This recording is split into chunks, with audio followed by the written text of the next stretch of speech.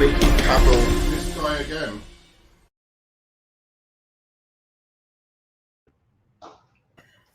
Hot Take Saturday. So, hello and welcome to another episode of With Enough Prep Time.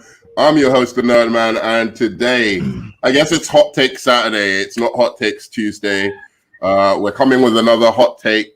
Today, we're not even going to do the reveal. We know Black Widow's come out, and we wanted to do a discussion on Black Widow. This is my hot take. I think Phil Pickle has another hot take on Black Widow, which we'll reveal a little bit later. If you send it to me in the private chat, I'll be able to make a banner for it. So my hot take is Black Widow is MCU's best solo movie. I actually think it's MCU's best movie. But I often find that that's harder to argue because there's so many movies you can refer to, so it's better to narrow it down. But we can discuss it being a little bit being MCU's best movie as well. Do you want to start off just talking about how you felt about the movie? Your general kind of opinions. And then I will explain my take after. Yeah, so Hot Take Saturdays. What's up, guys? I'm Philosophical Pickle, of course. And yeah, this is it. Not only is it not the best MCU movie, it's not even the best solo movie. It's the third best, maybe. I'd have to think about it. But once again, Nerdman is wrong. So I went to see it. It's the first time I've been to the theaters in 2 years. The last movie I saw in the theaters. What's up, Tony? Tony. Last time I went to the theaters was to see Far From Home. So I went to the same theater to see a Marvel movie again for the second time in 2 years. And, it was a lot better on the big screen than I think watching it on TV. I'll say this, even the Suicide Squad trailer before the movie, like the one that just came out, it was an okay trailer. Like, dude, that was a fucking badass trailer on the big screen. Like the big screen does make everything better. Dude, that trailer was getting me. I was like, this looks fantastic. I couldn't believe it. Like the booming music of the surround sound. It's like shaking your chair, man. It was good. Okay. But I'm not as hyped up about this movie as everybody else is. I think that it is a solid 7 to 7.5 out of 10. One of the best MCU solo movies. I don't know where I would rank it yet. I'd have to think about it, but I overall enjoyed it. The tone, the characters, the acting, the action, everything was good. I don't know if anything was quite great. I don't know maybe the tone was great, but like a lot of good elements put together to make a good movie. Nothing more, nothing less. Really enjoyed it. And for me, I have a kind of similar opinion to you, except I just don't rate the Marvel movies or the MCU movies as probably as highly as you do, even though I do think there are some great ones.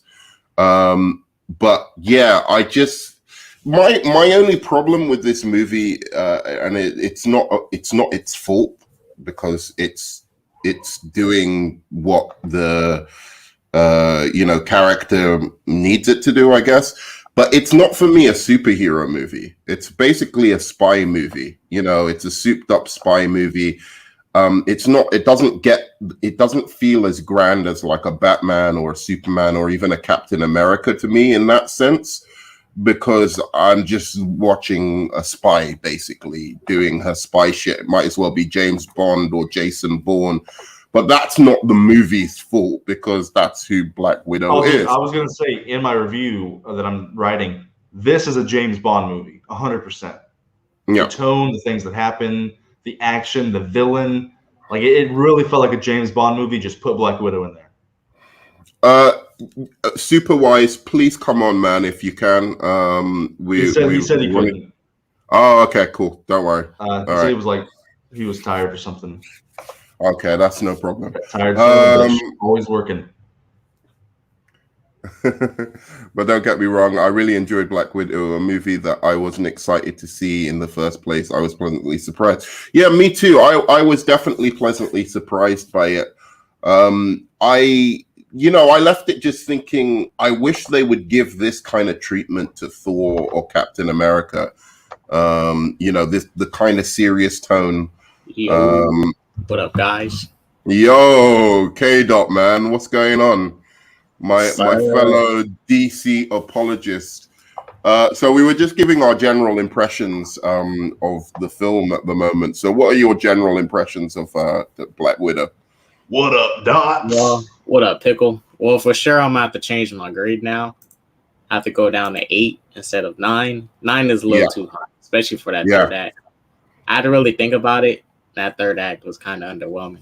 Many people will come around. Yeah, I've dropped it down to an 8. Yeah, other than that, I still think the movie's good. That third act is underwhelming. Can I really be honest? It's a lot more underwhelming than Wonder Woman 1. People shit on Wonder Woman 1 third act. This Black Widow third act was really underwhelming. But I'll say the best thing about the third act about Black Widow.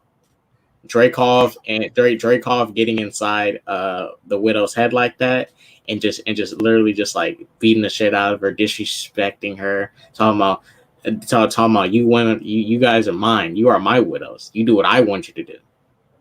Like, even though Dreykov was barely in the movie, he made an impact in that final scene. I was like, gosh, damn, this dude is evil. Yeah, it was really I fucking hated him. When he went back to like hit her and she like flinched, I was like, damn, like I felt that. Yeah. Yeah, I hated him in the movie, man. I was like, I want this guy to die. I thought he was one of the better MCU villains, to be honest. But again, my problem that should be a hot take this week. What? I do. For his small role. Say that?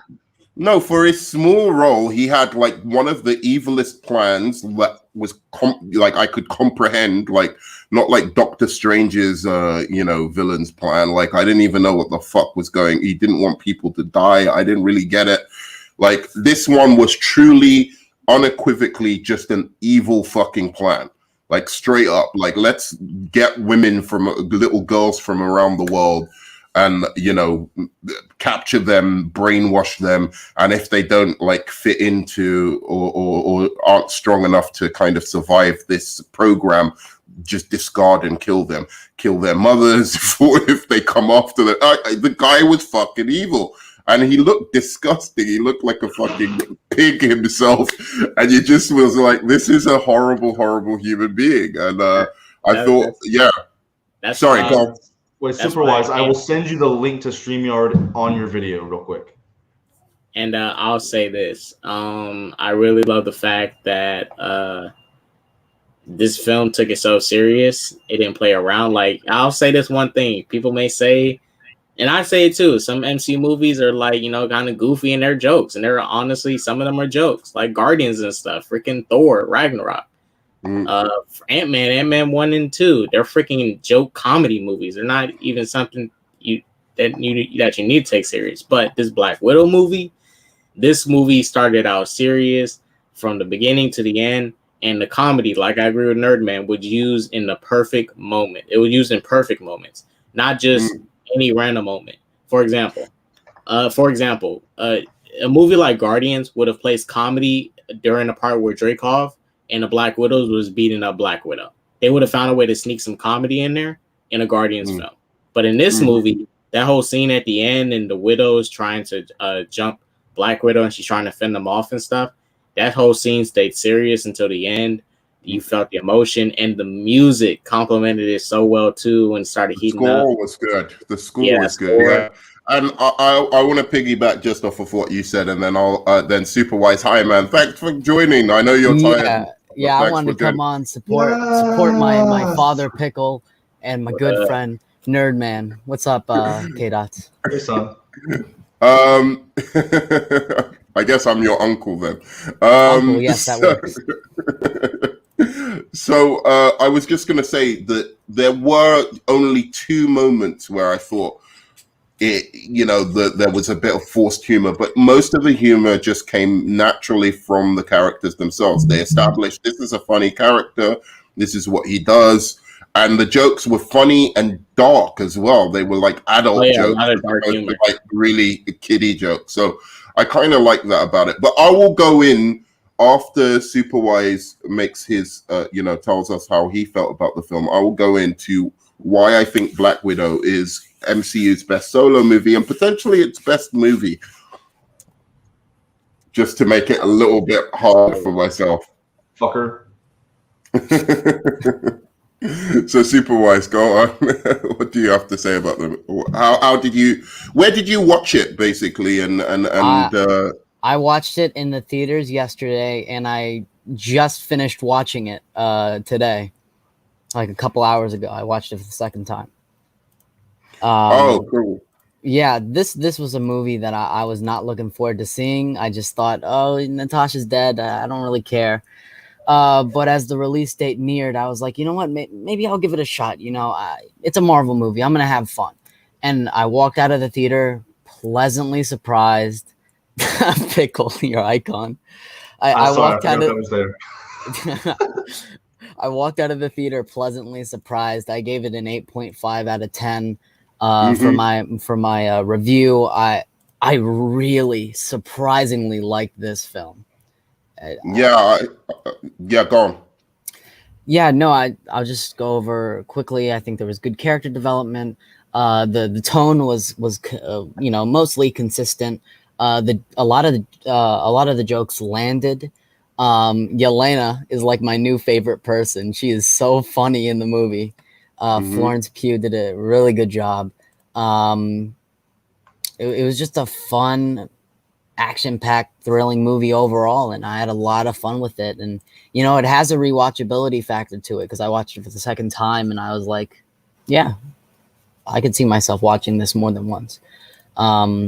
Only, my only gripes, Taskmaster, some pacing issues, and some of the jokes didn't land. But overall, really enjoyed it. Yeah, I have to second that. You must be smoking crack. Can I say another thing? Yeah, go for it. To all you who hyped up Red Guardian, hope this L Red Guardian, while he was funny, his action scenes was shit. I'm be honest, they was shit. Like, I have to really be honest, his action scenes was shit. He was funny, but they was shit. There wasn't any. This is what I'll say. There was 2 opportunities where they really could have showed off Red Guardians how badass he could be. The prison sequence when he ran out and all the prisoners was trying to come get him, kind of like how they did in Fast 8 when The Rock and Jason Statham was fighting a bunch of prisoners and stuff. I kind of reminded me of that moment. I think that should have been a moment where Red Guardian should just went like ham and started beating up the prisoners and throwing them around like freaking Hulkers or whatever. And the Taskmaster fight, which they cut away from, they really should have stayed focused on that and really let like Red Guardian lay into Taskmaster. Not saying he had to win, but let him lay into her, or beat up like some bunch of minions and stuff. He didn't even get a chance to really fight any of the minions. He was getting beat up by all of the minions in the movie, pretty much. Red Guardian is very underwhelming. I'll just say that, very underwhelming. Birdman, is that a good transition for my hot take? Let's save that for later. Save that for later because I want to. I already know he's gonna say. I'm not gonna say yes or no, but you can try to guess. Pickle's gonna say Red Guardian is a better super soldier than Captain America. That's your hot take. Fuck no. That'd be blasphemy. Pickle and I adore Captain America. We adore Steve Rogers. I was like, that is that's crazy. That's too blasphemous. Philosophical. Rickle was going to say that. But let's start with the debate right now, or it could be a discussion. I don't know. But Black Widow is MCU's best solo movie. So I'm going to state why I think this is a particularly good movie. Now, I've had a lot of the criticisms of this movie.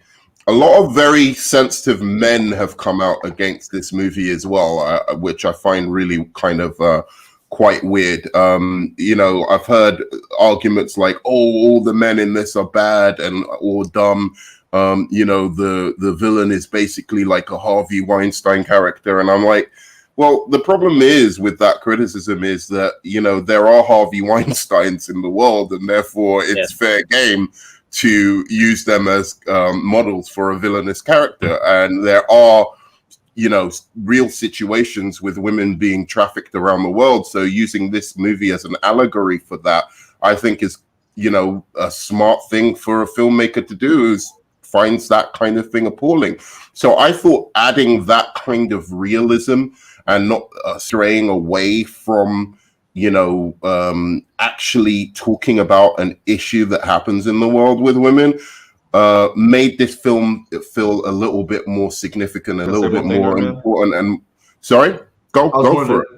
I'm going to forget it. That opening scene, like before I start like defending why it isn't the best, that opening montage where they're like taking the girls and they were screaming and like, dude, like that dark. It was really a commentary, I think, on child trafficking, especially of little girls, which I think is the world's biggest problem.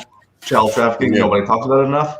And I mean, maybe this movie didn't like go into it that much, but it really mirrored that and was like talking about how it does happen. And like they don't always kill them, like they grow up in these environments, and they're basically controlled, and they turn into sex slaves, and they're not even who they were gonna be.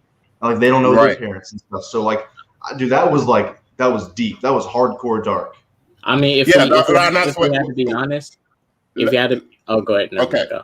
So I was going to say, let me finish just the opening salvo, and then we can kind of discuss about like everything I was saying. I have my screen shared whenever you're ready. It has all the movies pulled up. We're going to go through each solo one, and you tell me why it's better than each solo one. Okay, no problem. I could do that. So yeah, I thought that kind of dark underlying theme of it made it more salient and made it seem a little bit more, you know, like everything that was going on with the villainy in that movie seemed a little bit more like real world, so that I could really emotionally invest in what was happening, rather than, you know, Asgard being destroyed, or I don't know, some other kind of plot line, which in MCU movies often seem very fantastical, right, and very removed from our world. I like the fact that this was grounded in something that impacts the world and that you can actually care about.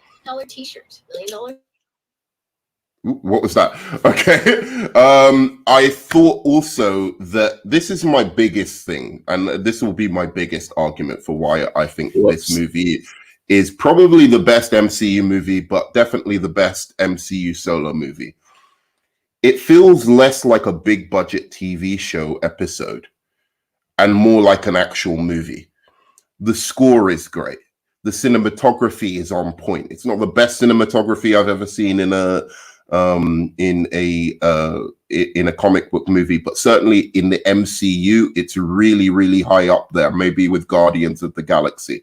So the cinematography, the film looks gorgeous. The acting is on point. And for once, the MCU has a supporting cast where they actually give them something to do. You know, why get Natalie Portman and then make her just do nothing in the film? Like just be a paper thin character. Or the same with, you know, you get Michael Douglas or Michelle Pfeiffer, and you don't give them challenging roles to actually get them to flex their acting muscles, right? This film gave Florence Pugh, Red Guardian, and Rachel Weisz something to actually do, so that you felt like this was actually a great performance from them. And I maybe I'm wrong, but I think this is one of David Harbour's best performances. It's one of the things I always say about MCU movies. I'm like, you get all these big name actors, and you just give them nothing. Him as Harper in Stranger Things still.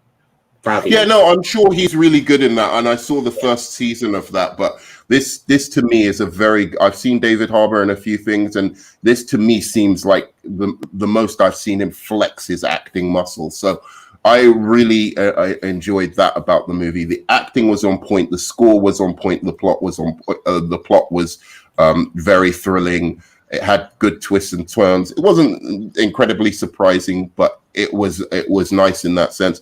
I thought that the criticism as well, and this is my last thing I'll say, the criticism that this isn't Natasha's movie, I think is woefully. I don't buy that.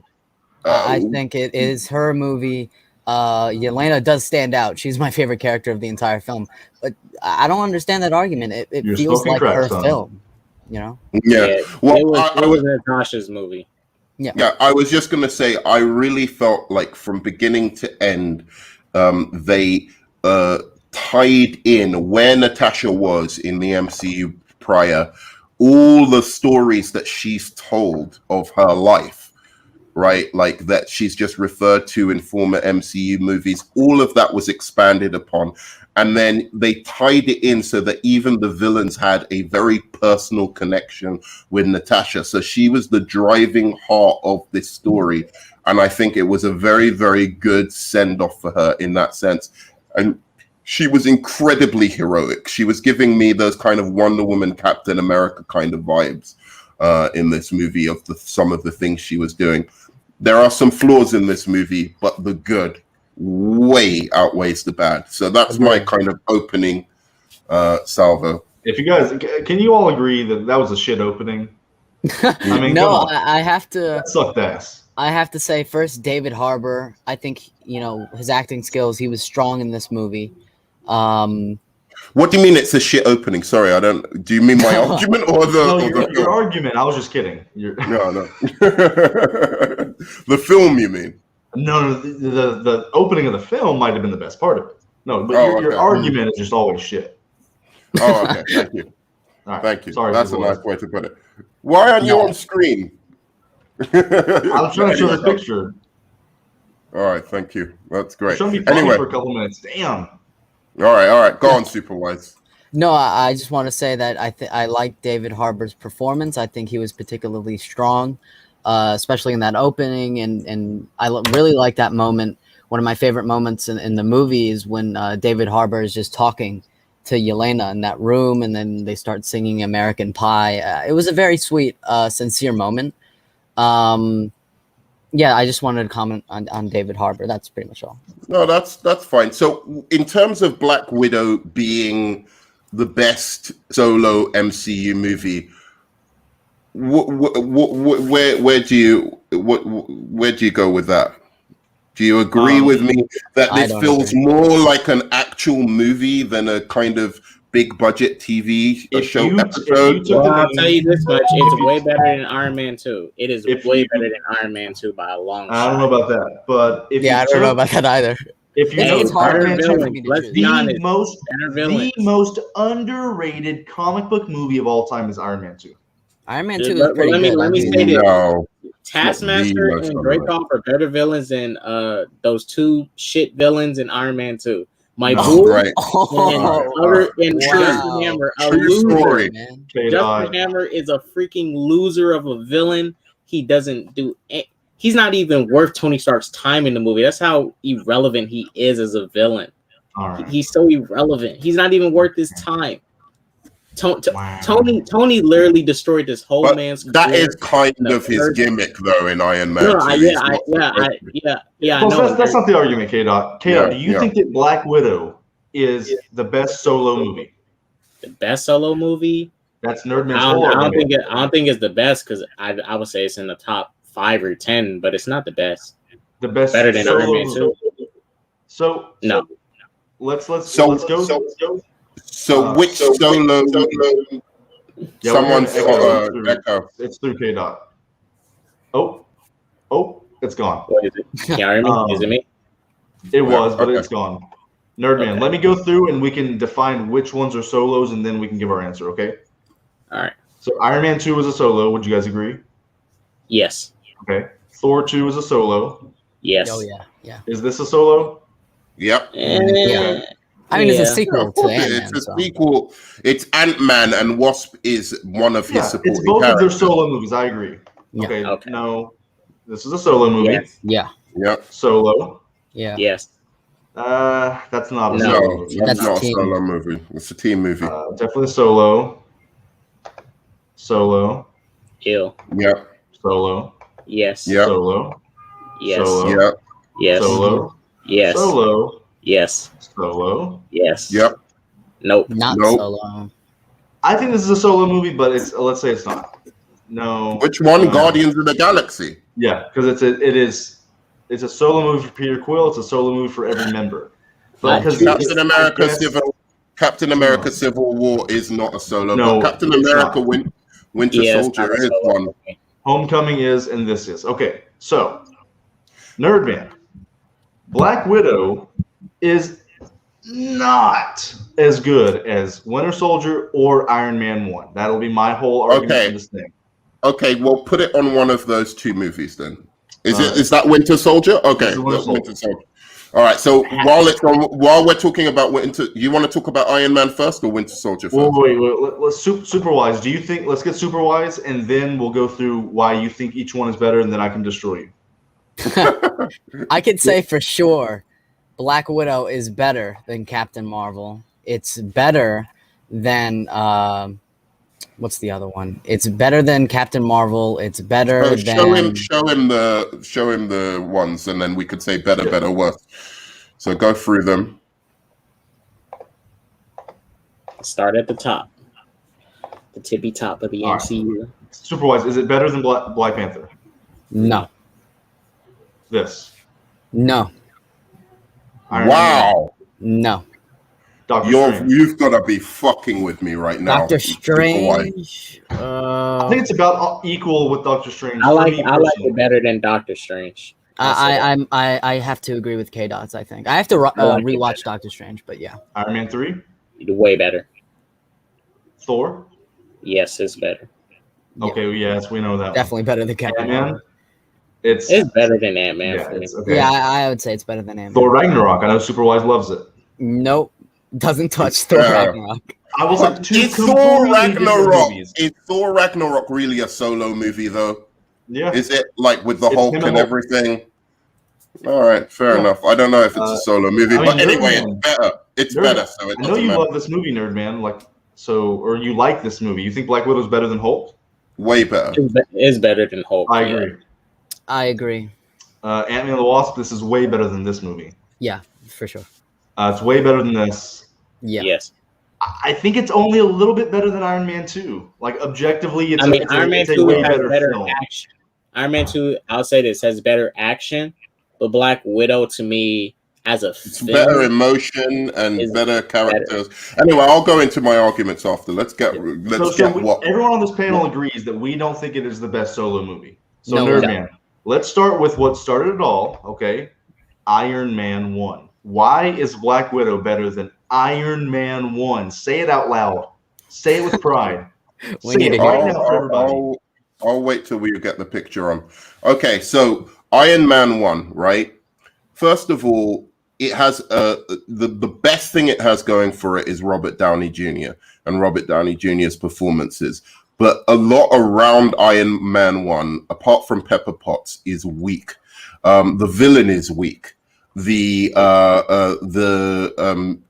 does come across a little bit TV-ish in some places. I think the third act it completely falls off a cliff, much worse than even Black Widow, because at least Black Widow has a really epic confrontation with Dreykov. The villains are much better in Black Widow. The score is better. It's a better use of the overall cast and supporting cast. So those are my main arguments. So let me just go into one thing that I think clearly makes it superior, which is the use of its supporting cast. I think, again, it's so important that you get someone like Jeff Bridges. Share this other picture. Sorry. You get someone like Jeff Bridges, right? Who is a tremendous actor. He's doing the best he can with that role. The only reason that villain is even somewhat interesting is because of Jeff Bridges' performance, and nothing that is actually written down. It's because Jeff Bridges is that fucking cool. However, in Black Widow, you get great actors and you give them something to do. You give them a performance. You give them, a character that they can sink their teeth into. And Florence Pugh just knocks it straight out of the fucking, out of 2 parts, out of 3 parts with her performance there. She gets the great comedic lines, plus she has a really kind of dramatic core at her center, with this kind of family dynamic there. And you get all of these great supporting actors, by the way, to play off each other because there's that huge family dynamic there. And one of the things that I would say is that the way this movie kind of weaves in those emotional moments, just little subtle things like when Florence Pugh breaks down at the table, being that she was the only one who believed that this family was real, right? When she breaks down there, that is a great performance. The way she just, her facial expressions, everything, you feel that moment to the point that it almost had me. It almost had me in tears. Nothing in Iron Man came like close to that in terms of the emotions. And then to add to that, when her dad sings that song to her, you know, like, because he's trying his best to be a father, but he's so pompous and such an idiot that he doesn't know how to do it. And the only thing he can think of is to sing that song to her. I thought that was just magnificent. And the beauty of it is, if you go and watch that first scene where, like, the opening scene where they're driving in the car and it's the little girl and she's singing the song for the first time, you can see David Harbour. He's just like miming the song under his breath. It's very subtle, but it means something with the payoff later. So again, it's about giving actors, great actors, something to really do. And that family dynamic that plays through is just stronger than even anything that comes in, you know, Iron Man, even though, yes, Robert Downey Jr. does a fantastically charismatic performance. He's hilarious in the film, but so is Florence Pugh. So is Red Guardian. Like, don't even say so that. Wait, no, I'm saying they're hilarious, but they've got the extra. She wasn't hilarious. Wait. It's got. No. Can you not gaslight me like as you usually do? Let me finish my argument, dude. It's hilarious. It's darkly funny, but it's also emotional. It's grounded in real emotion and that dysfunctional family dynamic, which I think is just stronger than what you get like on a you know, like just in an emotional level in Iron Man 1. You done? Well, look, Nerd Man, I'm done. Wait, Nerd Man, I'll agree with you here. Black Widow was a far more emotional film to me than Iron Man 1. And that's the thing for me, because like Florence Pugh at that table, Florence Pugh at that table, letting everyone know, like, you know, this it was real to me, like this, our family was not fake. This was all real to me. I was almost about to tear up at that scene. Now, Iron Man 1, while it did have depressing moments of seeing, you know, Tony Stark in a cave, he's trapped there for months. He's stuck down there pretending to build these weapons when he's trying to find his way out. And it wasn't emotional to me back then. You know, I mean, I feel bad for him, but like I was not building up tears or nothing for Tony, you know, and him being trapped in the cave and him losing that person in the cave. Florence Pugh getting ready to cry and break down about her whole family being a lie. Yeah, I thought it was real. And that face she has, that, like, she does that face. I'm not saying Tony moment in the cave is not emotional and it doesn't mean nothing. I'm not saying that, you guys. But there's nothing in the movie that brought me to the brink of tears like Florence Pugh did in Black Widow, or even at the end when when Black Widow is having her moment with Dreykov. I almost, you know, almost brought the tears with that sequence. Kate, you're making a argue against you. Go on, Pickle. I'll say Black Widow is more emotional. I'll give him that. I'll give Nerman that. More emotional. That's it. It has like one thing that it does better than Iron Man. It has a better family dynamic, which is what the movie's about. And then even the family dynamic kind of falls apart and doesn't really have a good conclusion in the final act. Dude, her fucking acting in that. Dude, okay, let's get this out of the way right now. Florence Pugh was good in this movie. She's not this fit. Every single person, like Superwise is sucking up the hype. She was hilarious. She was mind blowing. I can't. It was really. I didn't say that. I said she was really funny. As Jensen and Iron Man 1. Like we That don't was a know good anything emotional about her. moment. I didn't I care agree. about her. Who? Jensen. She was a good. Jensen. That was a good Jensen, emotional motherfucker. moment.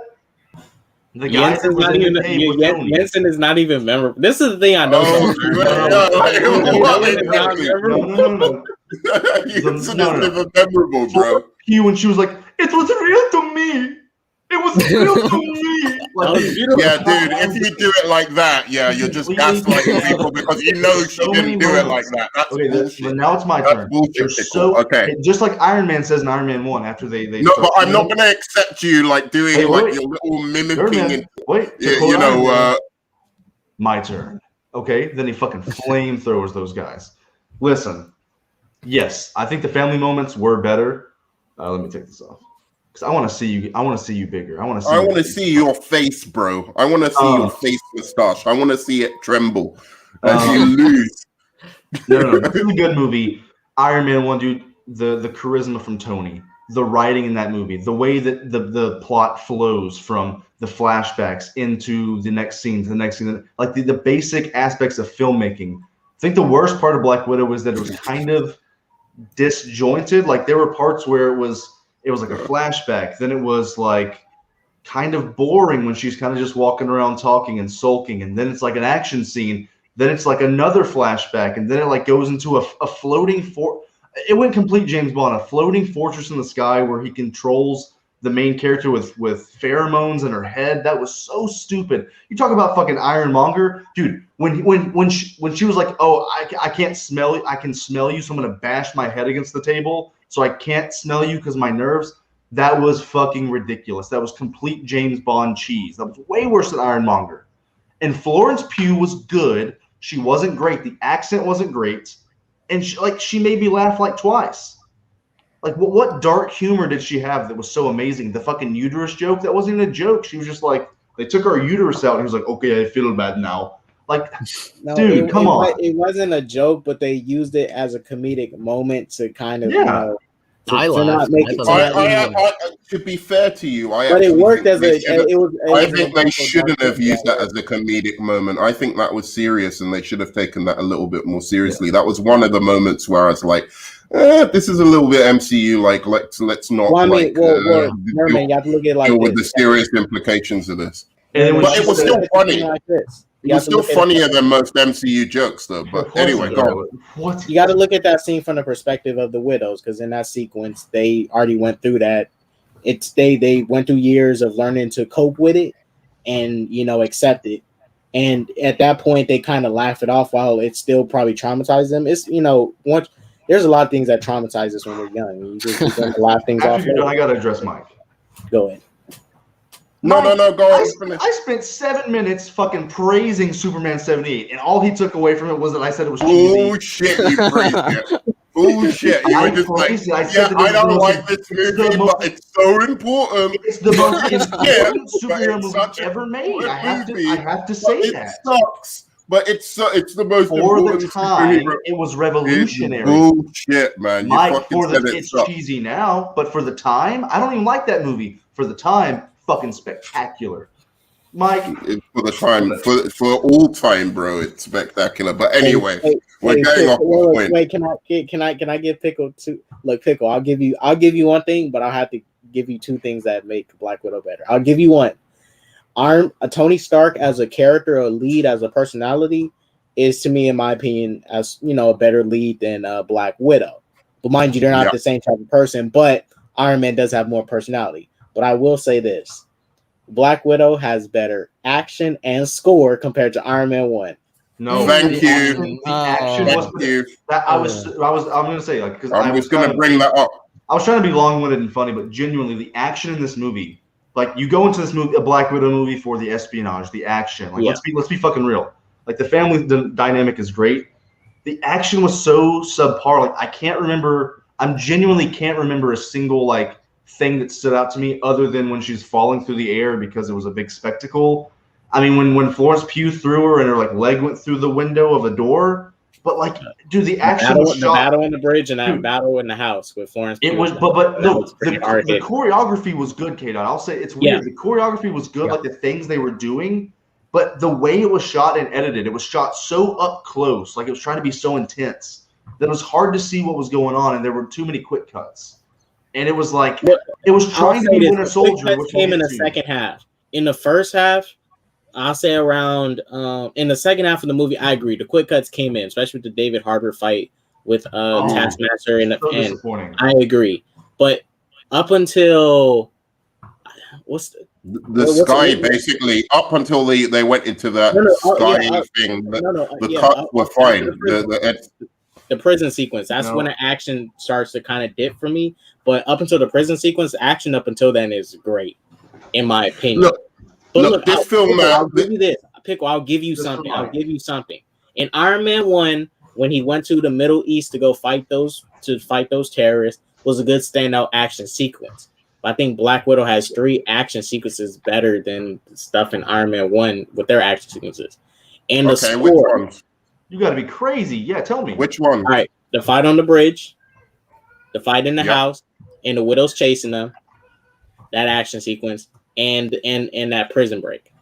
That was a good action set piece. That prison break was a good action set piece. You cannot lie about that. Yeah, I think the car chase as well. I think the car chase with the tank was pretty fucking good as well. And it was like, look, to be fair to Pickle here, I don't think Iron Man's action is all that fantastic. I think mainly it's the humor, the quips, it's the personality of Iron Man that sticks out. That sticks out the most. He slays in that movie, but so there are big, massive fucking problems with the action in Black Widow, like her fucking super abilities that clearly she has. Like it is incredible. Like and her and Florence Pugh, they're like shooting at a helicopter, like point blank at her.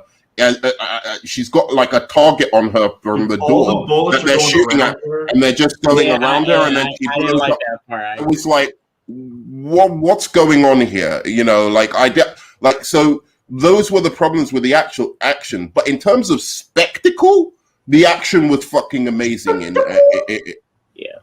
All right, if we're gonna do that, I'm not like you're just gonna like copy what we're saying. Even Final Part when they was skydiving, like unbelievable. See how he fucking gaslights me, guys. This is how an really unbelievable? This is how an MCU fan gets down. Like this is how they hunt in packs. That's what I've learned about MCU fans, and they fucking like look. They gaslight you. Praising an MCU movie more than me. Okay, well, whatever. Anyway, sorry, Kate, go on. I mean, even at the Power Nail skydiving, like I like that sequence when after Florence Pugh took her little baton step and destroyed Dreykov's ship, Black Widow grabbed that parachute, she ran and jumped down. I like that whole shot, that sequence, the way she was moving and stuff. And mind you, I agree. And I'm gonna say this: the Iron Man and I'm gonna be real.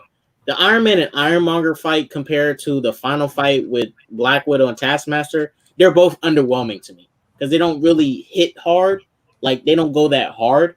Like the action in both movies in the first half is better than their action in the second half. In the second half, for both these movies, both of them. But the spectacle is higher in Black Widow, which makes up for the fact that some of the.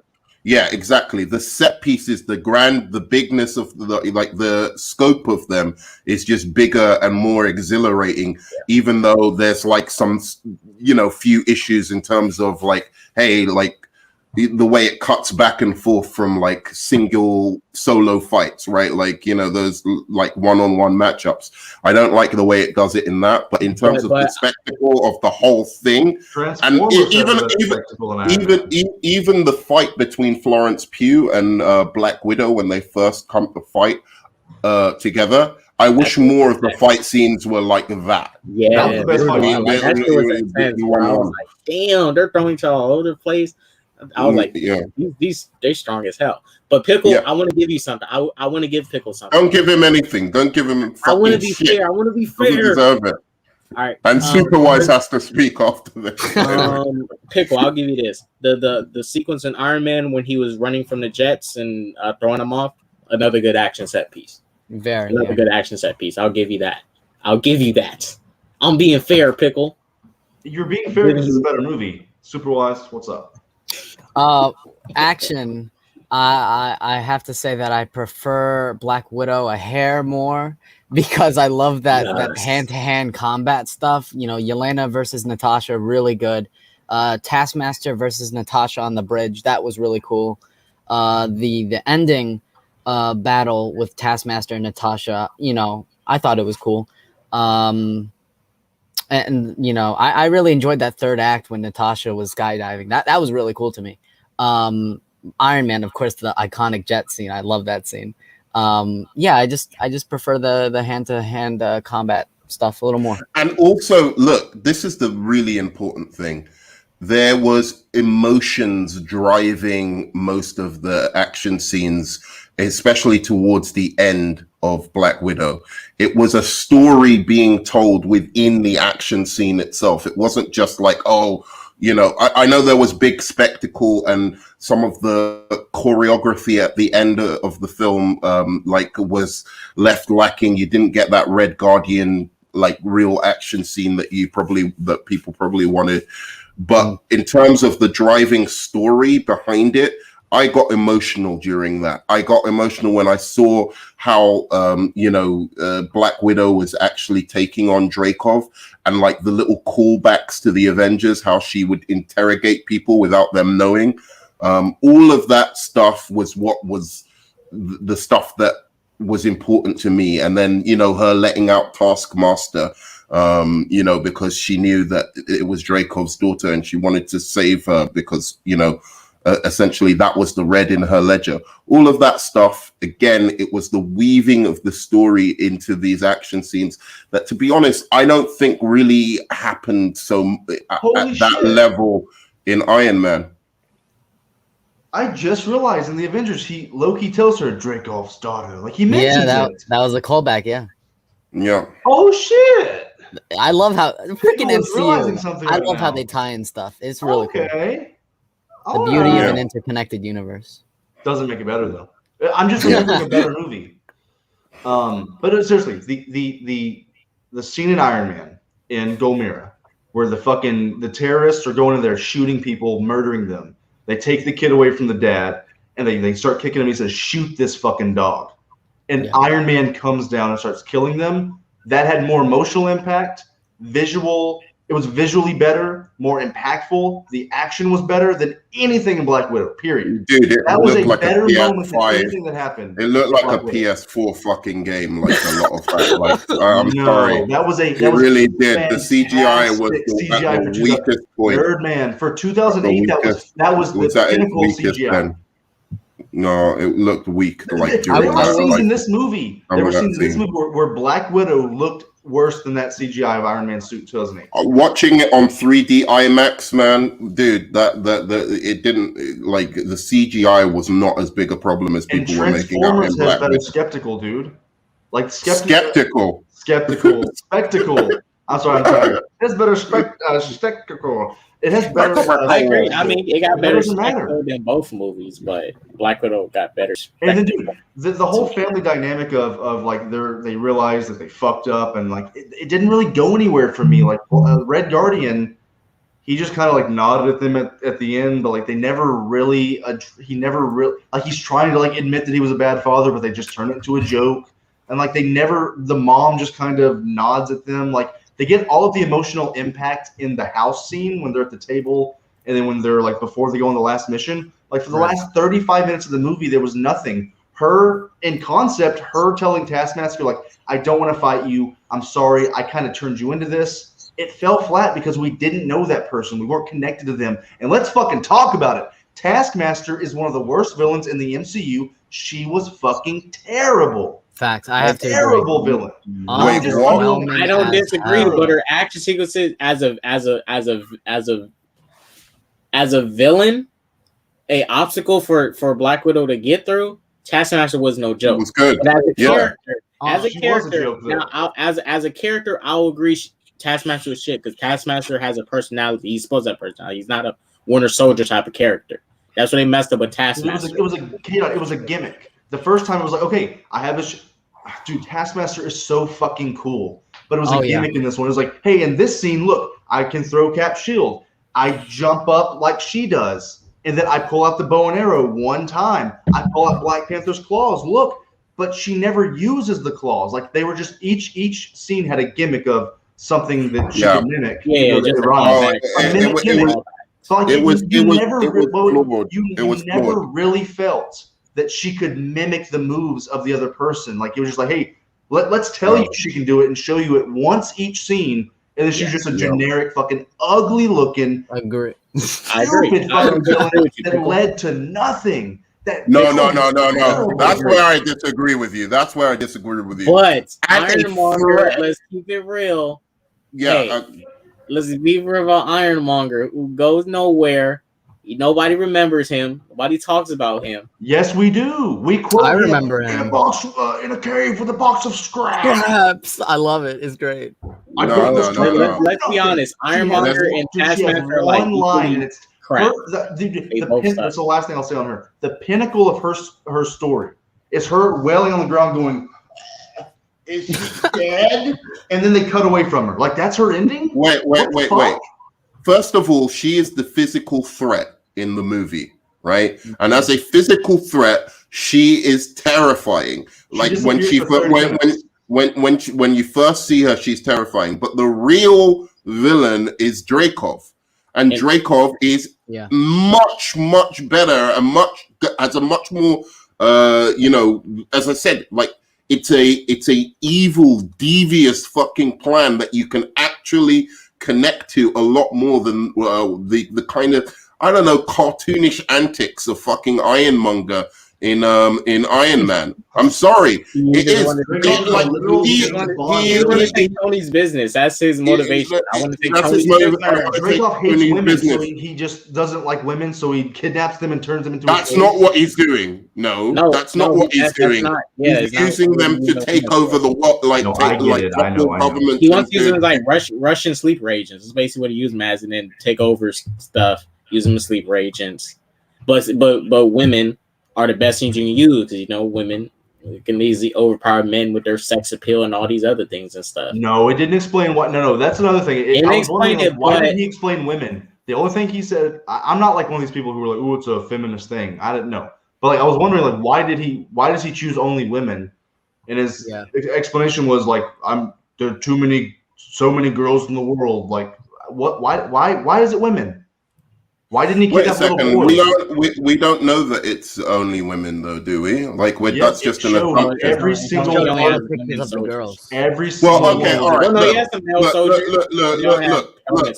I think the movie itself, and this is the kind of feminist aspect of the movie, which I don't have a problem with, because this really does happen, as we've established, is that in many countries, I know it's kind of harder for us to grasp in the Western world, but in many countries, women are like it, and for a long time this has been, women are just like, little girls are discarded or not seen as on the same level as a boy. It's almost seen as like, hey, if you have a girl, it's like that's a terrible thing in comparison with having a boy, right? So there's a lot more that you see of girls being mistreated around the world and discarded, as he says, and he's picking them up and basically trafficking them, or taking them from their parents and doing all of that stuff. And that again happens in real life.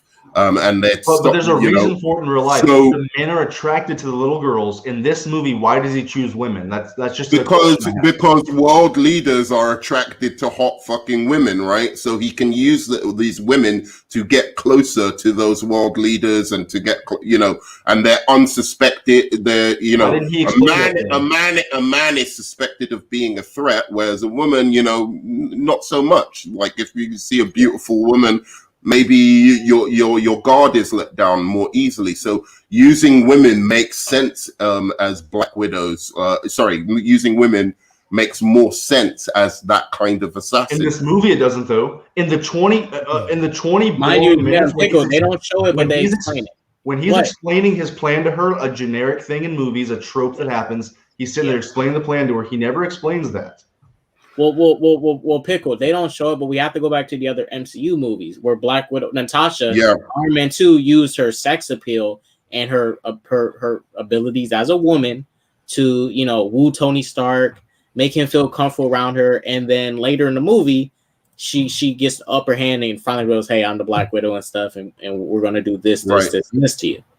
But exactly, and you see it in Avengers as well, like where other characters, but we've seen it with the Widow before, so his plan does hold up, and how he executed does hold up because we have seen Black Widow do this stuff back in Iron Man 2.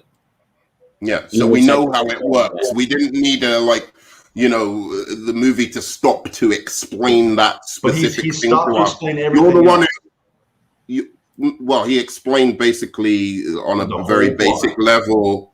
No, he didn't. He just explained on a very basic level, like, hey, I've got these women under control and I've got a more sophisticated method of having them under control than before.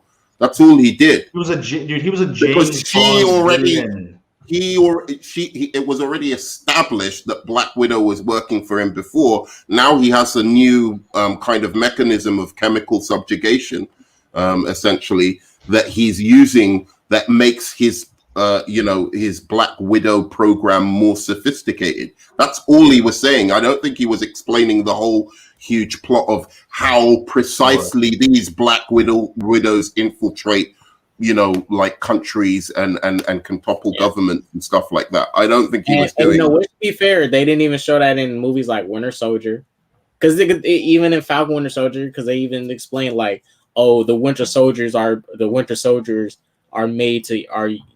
made to topple world leaders and governments and stuff, and they never show that stuff. And I agree. They could have showed it in Black Widow. They used men and women. Anybody who was a good enough soldier. They didn't explain why it was only women. We just explained it. Like what? You guys explained it. Dreykov didn't. I can't remember the exact line. I can't remember, but he was like, can we take he was like, what did he say? Well, there's too much in the world of little girls. They're easy to take or something. I forgot what he said. Surplus of women or something like that. That's not even a big nitpick of the movie. A big nitpick is the fact that you're saying that point is the villain is better. Like he's not, because he's a fat dude in glasses who's in a floating fortress who uses chemicals to make super spies. It is so much more ridiculous than a guy you're talking about like realism, wanting to take over a company from his partner. He's going to kill him to do so. That's all he wants. Okay. It's realistic, but it's fucking boring, dude. Tony Stark made a freaking iron suit that can fly in a cave with barely any material. It's some bullshit, but hey, we let it slide. So we have to give Black Widow the benefit of the doubt. No, I know, I agree. I just think I'm just trying to win the argument, K-Dot. Oh yeah, dude. Black Widow slander. Look at him slandering Black Widow. My review coming out soon is going to be very positive. Okay, but anyway, Superwise, come on, get in there if you can. I'll say this about Taskmaster. The villains, Taskmaster and whatever. I 100% agree with Pickle. Taskmaster is so cool. Just like the power set and well, first let's talk about on the surface, I think Taskmaster was a cool villain just because of the skill set. The bridge scene was very engaging, but at the core, the reveal was so underwhelming. Again, in the context of the story, it makes sense, but it's just underwhelming. I swear to you, the minute I heard Yelena say Dreykov's daughter, I was like, yep, that's Taskmaster right there. It was so I knew that. I knew that as well. And then hurts me even more is that by the end of the movie, she, I guess, is no longer Taskmaster. So Taskmaster is done in the MCU, and Taskmaster is one of the coolest freaking Marvel villains of all time. Like, he should be in it, in the universe more. And now she's done. I like the theory that they're like, that's the imposter Taskmaster, and there's like a real one out there. Yeah, I don't believe that. I need that retcon. We're going away from why I think this is a better film than Iron Man, and I don't think we're actually addressing I think the villains are probably a wash. Like Iron Man villain, I think is slightly less good than the combination of Dreykov and Taskmaster. I think Taskmaster seems threatening in the beginning and just dogged, and she's driven in a way that almost reminds me actually of the Terminator in a way that maybe Winter Soldier didn't, but that's beside the point. But wait a second. But then you add the other guy. I think he was pretty damn good. He served his purpose. That being said, that's not the reason I think this film is better. I think the film is better because it feels like a more grounded, dramatic, taking itself seriously kind of film. It doesn't seem like a one episode again in like this long form TV show. It feels like a movie in and of itself that you can just enjoy separate to any having to really inform yourself about the rest of the MCU.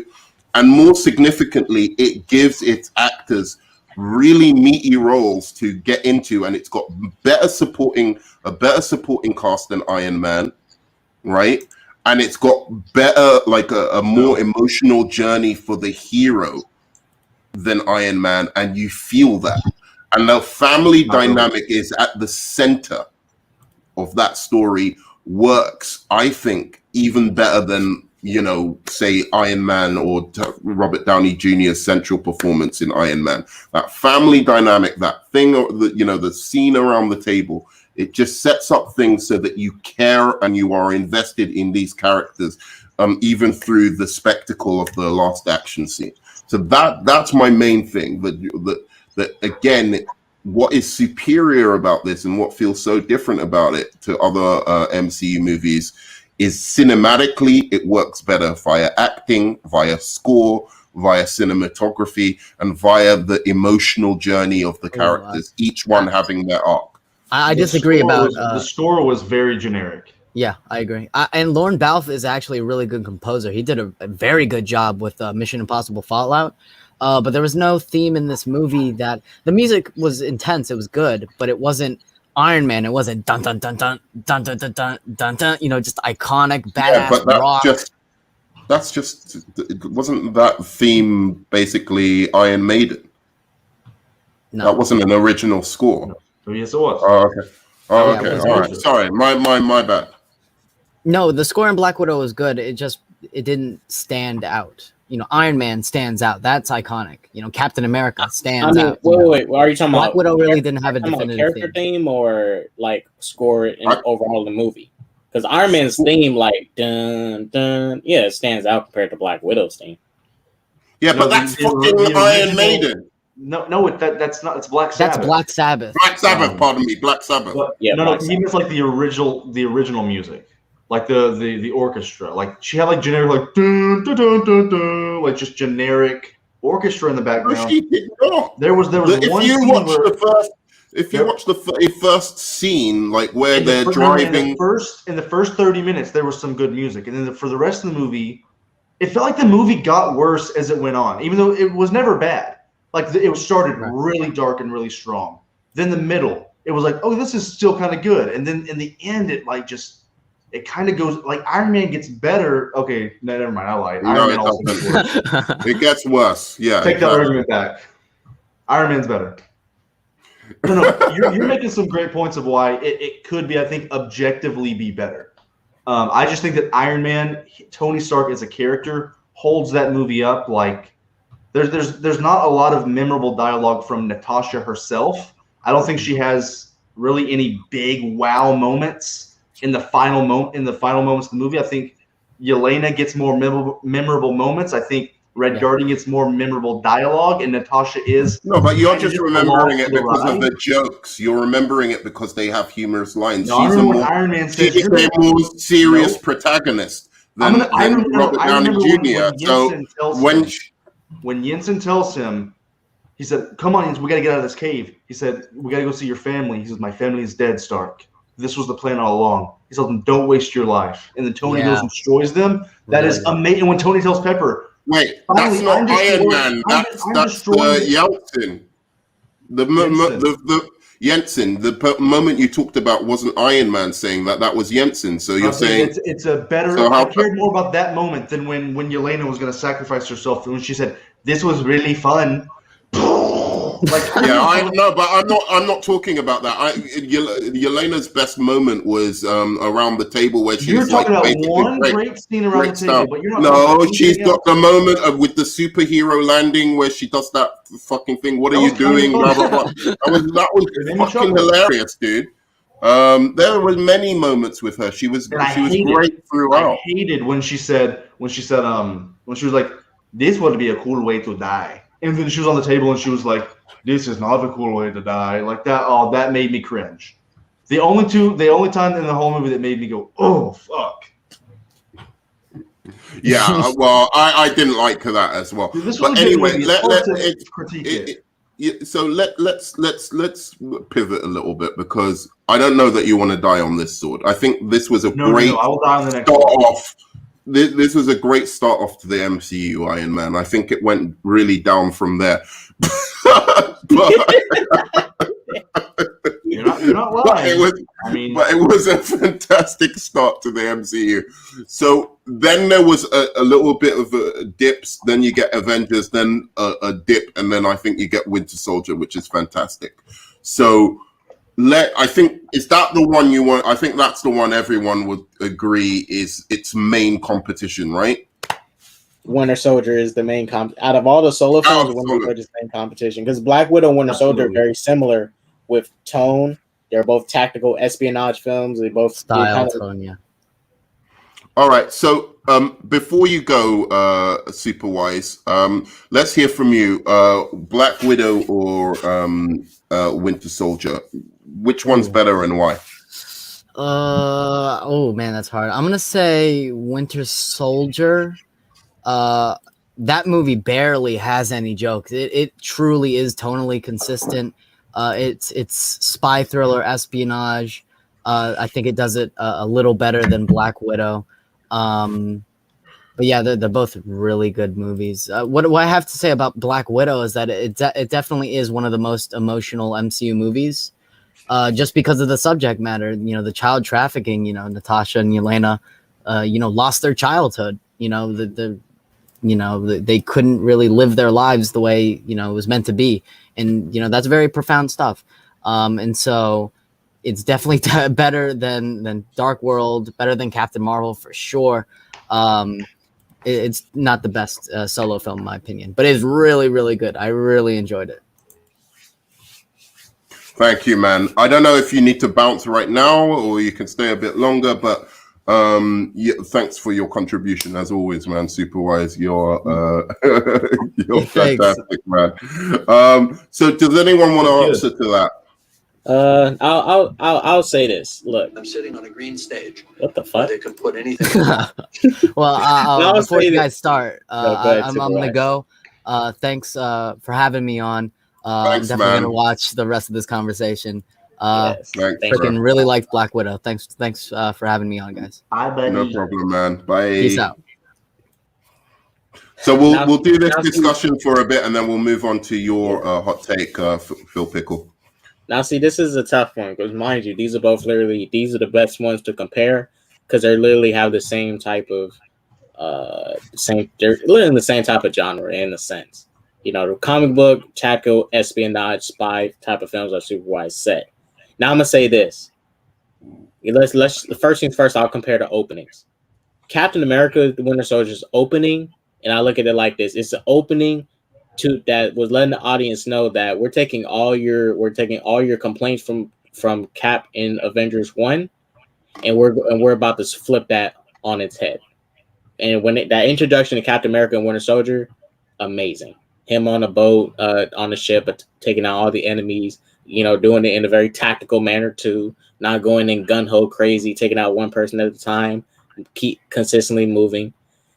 Now, I think it's flashier than the Black Widow intro, but that Black Widow intro hits on a different level because of the emotion, seeing these two girls being sold into human trafficking by people who they thought was their parents, being sold in human trafficking, and and them hoping that they don't die or get separated. And guess what? They may not have died, but they got separated from each other. Their families broken apart, and they went through years of being used Abuse. as things and not as people. So then this thing, I like both intros, but they hit for different reasons. But that Captain America intro to Winter Soldier hits. I don't emotionally Black Widow hits better, but that intro in Winter Soldier was just so much more It was just so fantastic compared to Black Widow's intro. Like, all right. It was. Come on, you have to be honest, man. Because if you look at, remember the criticism. Oh no, I'm listening. I'm gonna hear Pickles, and then I'll respond. It was. And I'm being a little biased because I am a Captain America fanboy in the MCU. But he's my favorite character in the MCU, and I still think the film is better. But yeah, go on. I'm just started off saying Captain America: Winter Soldier has a better intro than Black Widow. Okay. Intro to a movie, way better. Go ahead, Pickle. Red Guardian lover. Pickle. All right, I'll go. I think maybe he's kind of busy at the moment. Look, in terms of the intro. Oh, for God's sake, with you and your picture, can you just come on the screen? It's much better. No, I'm doing something right now. No, it's okay. What was the question? He's talking about the intros. He thought the intro of Captain America Winter Soldier hit better than that. That was the thing. You're talking like the human trafficking and all that stuff. I think was really good, and all the themes of family and what I heard her talking about her mom, like where was my mom, who was my real family. There are thousands of these girls that you've taken and changed them, but like it was a lot of telling and not enough showing. Like it was a montage of them getting taken. It was Yelena saying about their backstory, her telling a story about Hawkeye and I doing tic-tac-toe, like a lot of like, this is what happened, this is what happened, this is the trauma we went through, but we don't really see the trauma. In Captain America: The Winter Soldier, you see him go through the shit. You see him go from America's bad boy, not bad boy, America's like golden boy. He's a bad motherfucker. America's golden boy to I'm running from the government. I am now a fugitive from S.H.I.E.L.D. Everywhere I turn, there are people trying to kill me, snipe me. He couldn't go to his own apartment. He couldn't go to S.H.I.E.L.D. headquarters. He couldn't ride his motorcycle. He couldn't go to the mall. He couldn't go to his old army base. He couldn't go anywhere because there's the constant threat of the Winter Soldier or Crossbones or all these people constantly chasing him. And there is a pacing to that movie where his back is constantly against the wall. They even go to Sam Wilson's house and they're like, hey, man, like, I'm sorry that we're here. He has to apologize because people might be behind them trying to kill them. You really feel the intensity of that movie. And I think that this movie, it has that, but you don't really know who Taskmaster is. Things aren't really revealed until the third act. I like the scenes of downtime, but the pacing does kind of halt about halfway through the movie. And I think that this movie just has an energy that Black Widow doesn't. And as an action movie, as a spy thriller, which is what it's supposed to be, it's not an emotional drama. It is a spy thriller action movie. This movie is far better. Plus the action. Captain America kicks ass, throwing people around, kicking them across the screen. His hand-to-hand fight with Bucky in the street, when they take away the music and you just hear like the clank, the boom, like you hear them hitting each other, the sound of each other hitting the ground and punching the cars, and the scraping of the knife on the shield, you hear it, you feel it. That fight is far better than anything in this movie. Overall, I think Captain America: The Winter Soldier, you cannot touch it in the solo movie category. Okay. All right. That was a really good, I think you've made some really good arguments here, but I'm going to just come out and say, I'm very tired. I'm stumbling sometimes. I'm very tired. No. I want to address first the intro, and then I'm going to address some of your arguments here. So the intro for me immediately transported me into the Black Widow movie in such a visceral way that I have not experienced pretty much in any MCU movie. I have to say, like, it wasn't just that, just some kind of action set piece or, some little comedic, like I think in the beginning of Captain America Winter Soldier, it's a little comedic moment between him and Sam, like where it's like on the left, like running around him. And then, they pick him up for this kind of mission. He beats some people up in this really great action scene. That's all cool and everything. But I felt like that was again part of this kind of MCU TV show, you know, like a really, really high budget TV show that I was just watching the next episode of. I felt like I was watching a movie from the beginning of Black Widow. This was something that was spectacularly shot, really, really well acted. There was immediately a sense that, you know, of intrigue of what's going on with this wholesome family. How are things going to change for them?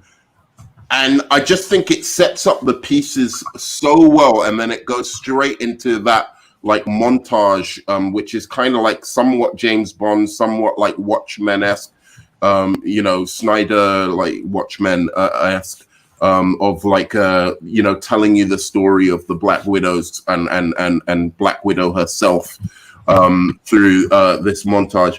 So Well, I don't know how to put it. I'll put it this way. It's not like so much. I think they're both a wash for each other, the intros. I don't think it's like the intros that completely sell me on these movies. But what I will say about Black Widow's intro is that it just felt more like a fucking movie, like a cinematic, you know, it didn't even have to be an MCU movie at all. It like literally could have been its own thing. That you're just watching and are intrigued by this family and their dynamics and what's going on with them. And it's really well acted as well, and tragic.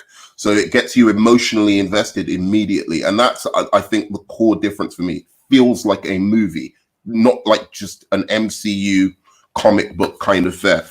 Now, Nerdman, that's why I say this real quick. That's why I say they hit in different ways.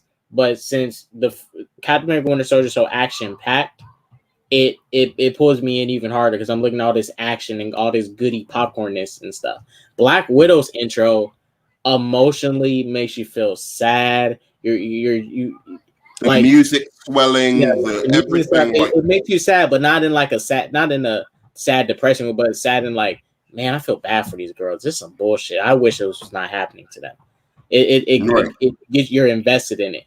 But Captain America Winter Soldier, the action was hard hitting in their intro. Because mind you, Black Widow's intro does have action, but it's weak. But the dialogue is what hits in the intro. The dialogue. But mind you, in Winter Soldier, the banter, the dialogue, and the action just hit even harder. That action helped complements it. But I don't think the banter hits in the way, like I couldn't stand the banter between Captain America and Black Widow in the beginning of that movie. Like she's asking him about like his dating life and you know, like trying to be stupid MCU funny, and he's like, you know, I like what Captain America's doing, and like he's just like passing that off or whatever. Like, but I just couldn't stand Black Widow. Like, honestly, probably throughout the whole fucking movie, I couldn't stand Black Widow in Captain America Winter Soldier. I didn't like her up until... I say Black Widow was better in this movie because she was not doing all that weird bad stuff. Like, who you dating? Like, exactly. She took shit serious, like real serious. Yeah. I was like, I don't know what is this? Get out! Just go away. Let Captain America beat some people up. That's what I wanted. You know, that's what I was thinking at the beginning of the movie. It really annoyed the shit out of me, the fucking dialogue between her and Captain America in the beginning. So there's that, right? But going on to address Pickle's point, right? Like, go ahead. You got it. Just the films in general, I guess. I would say, yes, the hand-to-hand combat and the way it's shot and the way it's edited together in Captain America Winter Soldier is by far superior to Black Widow. Where it doesn't make up is the sense of threat that this character has over over Black Widow. This isn't just some dark, in Captain America Winter Soldier, for whatever you want to say about Bucky, he is just a dark mirror version of Captain America. The same old tired trope of the MCU. I mean, What do you mean? What? Like And Taskmaster is a ripoff. He's a great value dollar store version of the Winter Soldier. Wait. No, I'm saying the Dark Mirror version of the character. You have the same thing in Doctor Strange. You have the same thing in Iron Man with Ironmonger. It's like a bigger, badder version. A bigger, badder version of the hero, right? Like and a dark version of the hero.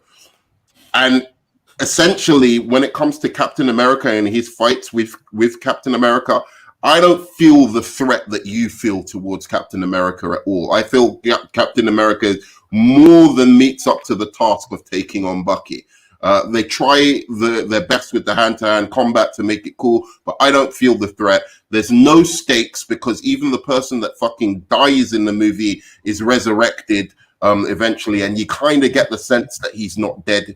Even when they say he's dead in the movie, you're like, yeah, I don't believe that shit. And then, lo and behold, he's alive again. The quality of the cinematography, very TV-like. The villains, terrible. In like the main villain is, they get Robert Redford, completely fucking waste him as a villain.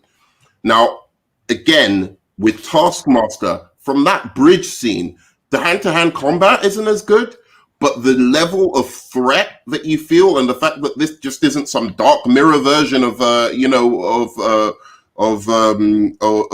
Natasha as the villain, like you've got actually somebody who can do different things from her and is just deadly and fucking driven by in a kind of how would you say she's just completely dedicated to her mission. And even the way they introduce Taskmaster, it's just like you just think, what the fuck is this thing? And then her first action scene, as I said on the bridge, she comes across to me as like a fucking terrifying Terminator. And then and then her thing in the tank. We'll get to the tank. She's an unstoppable monster in this. And then finally, she's pretty stoppable. Black Widow takes her on and gets away. Okay, you want to take that on? She's a threat until she literally goes for the vials, and Black Widow addresses to the audience, she's not even after me. And then you're like, okay, she's just after the vials. She's not even trying to kill her. I didn't like that. You're right. I didn't like that. I think she should have tried to finish off Black Widow. But Nerman, I'll say where I disagreed at, right? For me, I think Bucky, in my opinion, was more of a Terminator. And then you later get a bit of you start to see a personality in him later. Because Taskmaster, I'll be honest, is the true example of villain that's a mute, that's just literally nothing. He's just literally a physical threat. Like by the end of the film, you start to see Cap get into Bucky's mind, and Bucky starts to remember himself. And mind you, also the situation where you say, the stakes and stuff and all that. I'll be honest, Black Widow's plot armor was taking me out a lot in this movie, and she was just surviving any and everything, like the car crash and stuff, and even Yelena in the plane, how the bullet just kept on dodging her and stuff. I'm like, what? Well, but I'll say this, Captain. I agree with that wholeheartedly. Okay, you finish, and then I'll address. Remind me about the plot. Remind me about it. Because Nerman, Cap in the end lost to Bucky. Like, if anything, yes, Cap is a super soldier, but his plot armor and just all that stuff was not bullshit. He lost in the end. He did not beat Bucky, and I like that. I like that. I was okay with him losing because I was like, this is different. I want the villain to lose. I want the hero to lose. That's actually good. He wasn't fighting him. It wasn't that he lost. He wasn't fighting him. He probably could have won. He just wouldn't. He just refused to fucking fight him after he'd completed what he needed to do to take out. He lost. No, dude. Don't fucking gaslight. Like the last fight when he's punching him through, he punches. Bucky punches through the glass, and Captain America's down. Captain America basically refuses to fight him after he does something. Captain America beats him. He chokes him out. He could have killed him. Captain America wins that fight, and then he says, "I'm not going to fight you. You're my friend."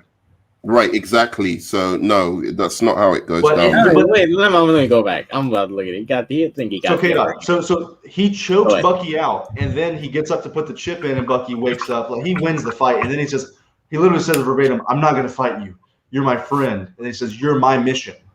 So Yeah. and he says, "Well, then finish it." He's not even fighting back. But dude, you guys are talking about that car crash, which was insane. The car flipped on its head 4 times, then rolled down some stairs. Yes. But the worst one was when she fucking fell off the building and she ping ponged off of all of the feet.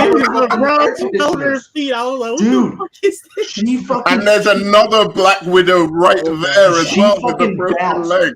She bounced off of like four metal things, like from 40 feet in the air. And she got up like, oh, like I just fucking lifted a TV or something.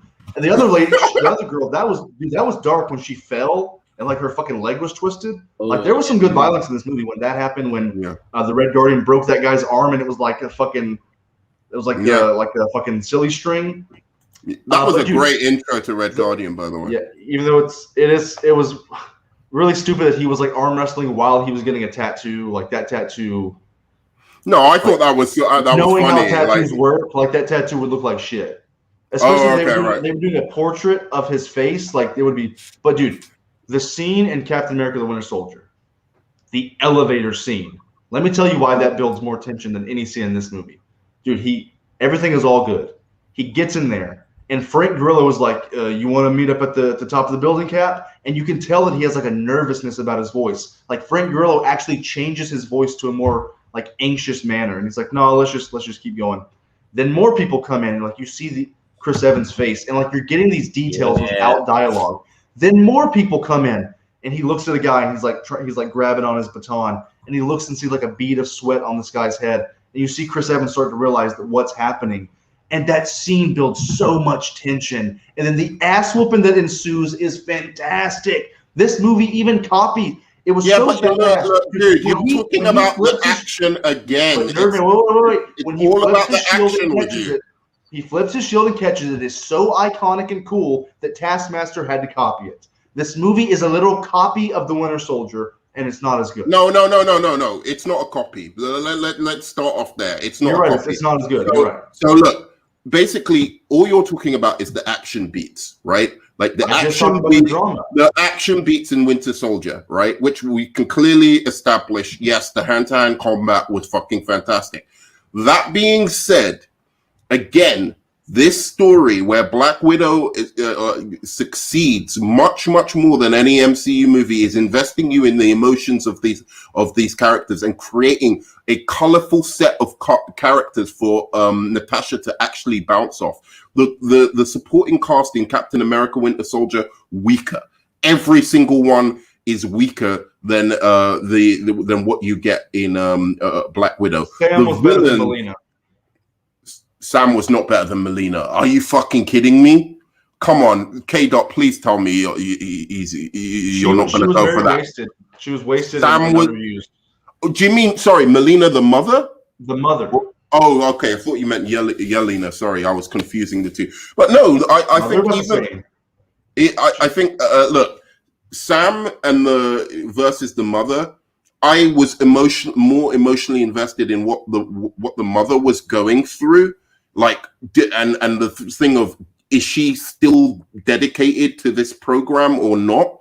Right? Like you couldn't quite tell. And when she was like, "Oh, I've already called the Red Room," and then there's that moment where you think, "Oh, she's evil." She was given much more to do as an actress than Sam was in Winter Soldier.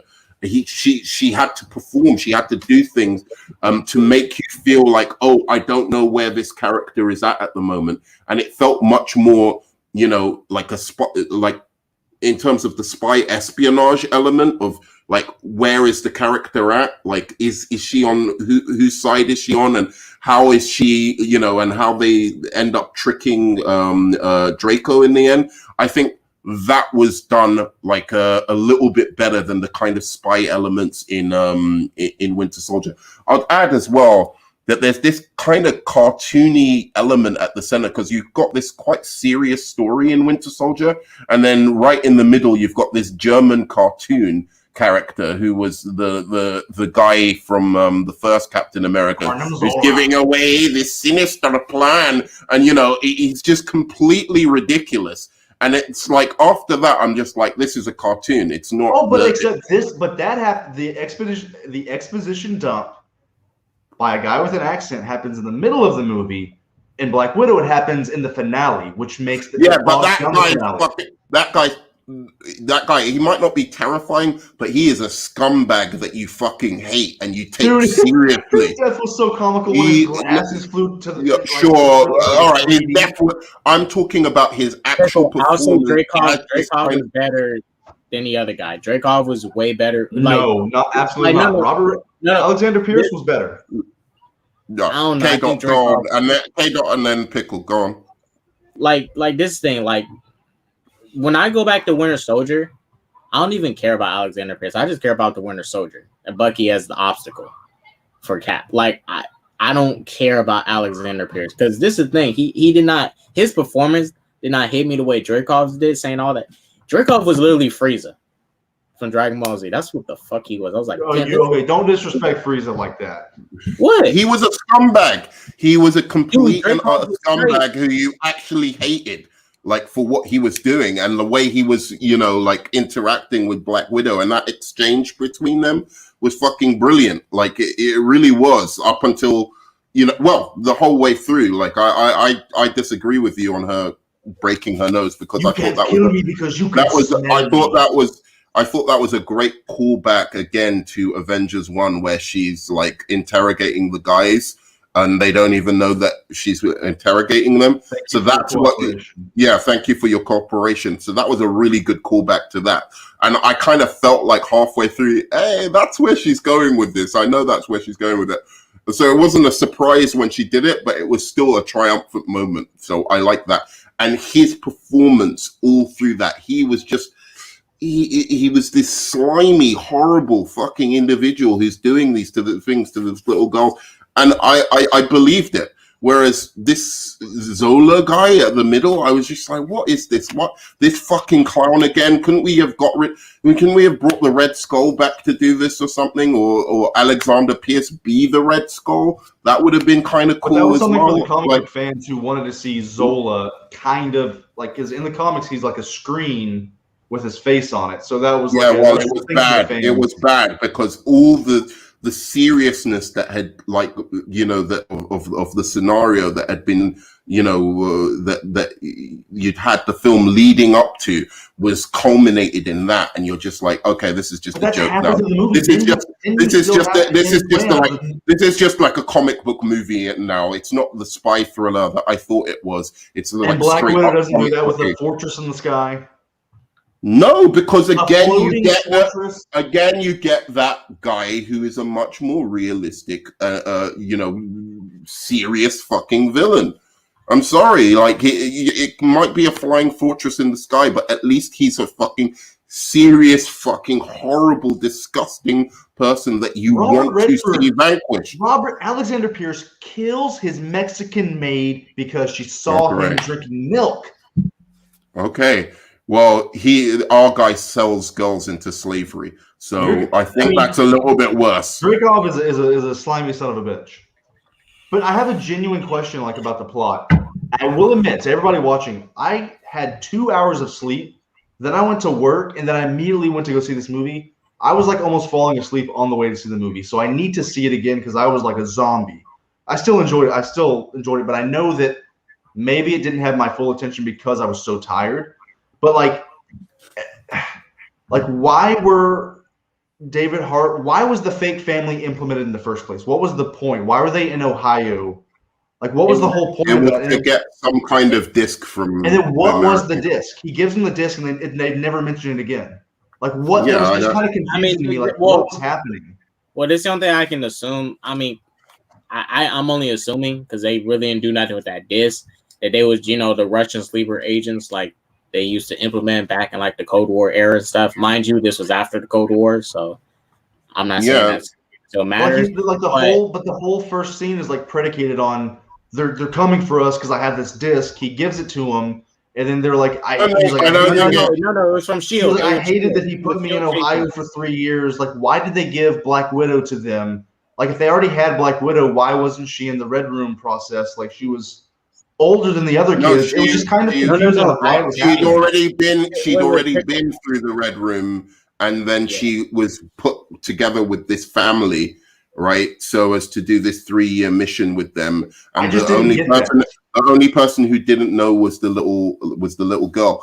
But like Yeah, the because this had information to the new way he created Black Widows using the No. fairy. But the mom acted like No. she didn't know what was going to happen when the kids got taken. So I was like, did she know? Are they shitty people? Did they not know that? It was just no, like, she knew. They knew. She They knew. knew. They They were knew. just See, I didn't And- understand like what they knew, what they were doing, why they were doing it. Like I don't the think family you dynamic need to didn't know. hit me. I don't think you need to know. You just need to know that they're a Russian spy family who are trying to take something from like Shield or the American government, and he succeeds in doing it. That's all you need to know. I don't think it plays into the movie later on, but I think that's fine. I think it was just a setup to show that this is what the family were on a 3-year mission.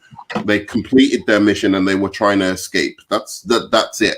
And then But why was Black Widow with all the- why did they put in Dragov's eyes? Why would he put Black Widow with a family and make her think she has parents for 3 years?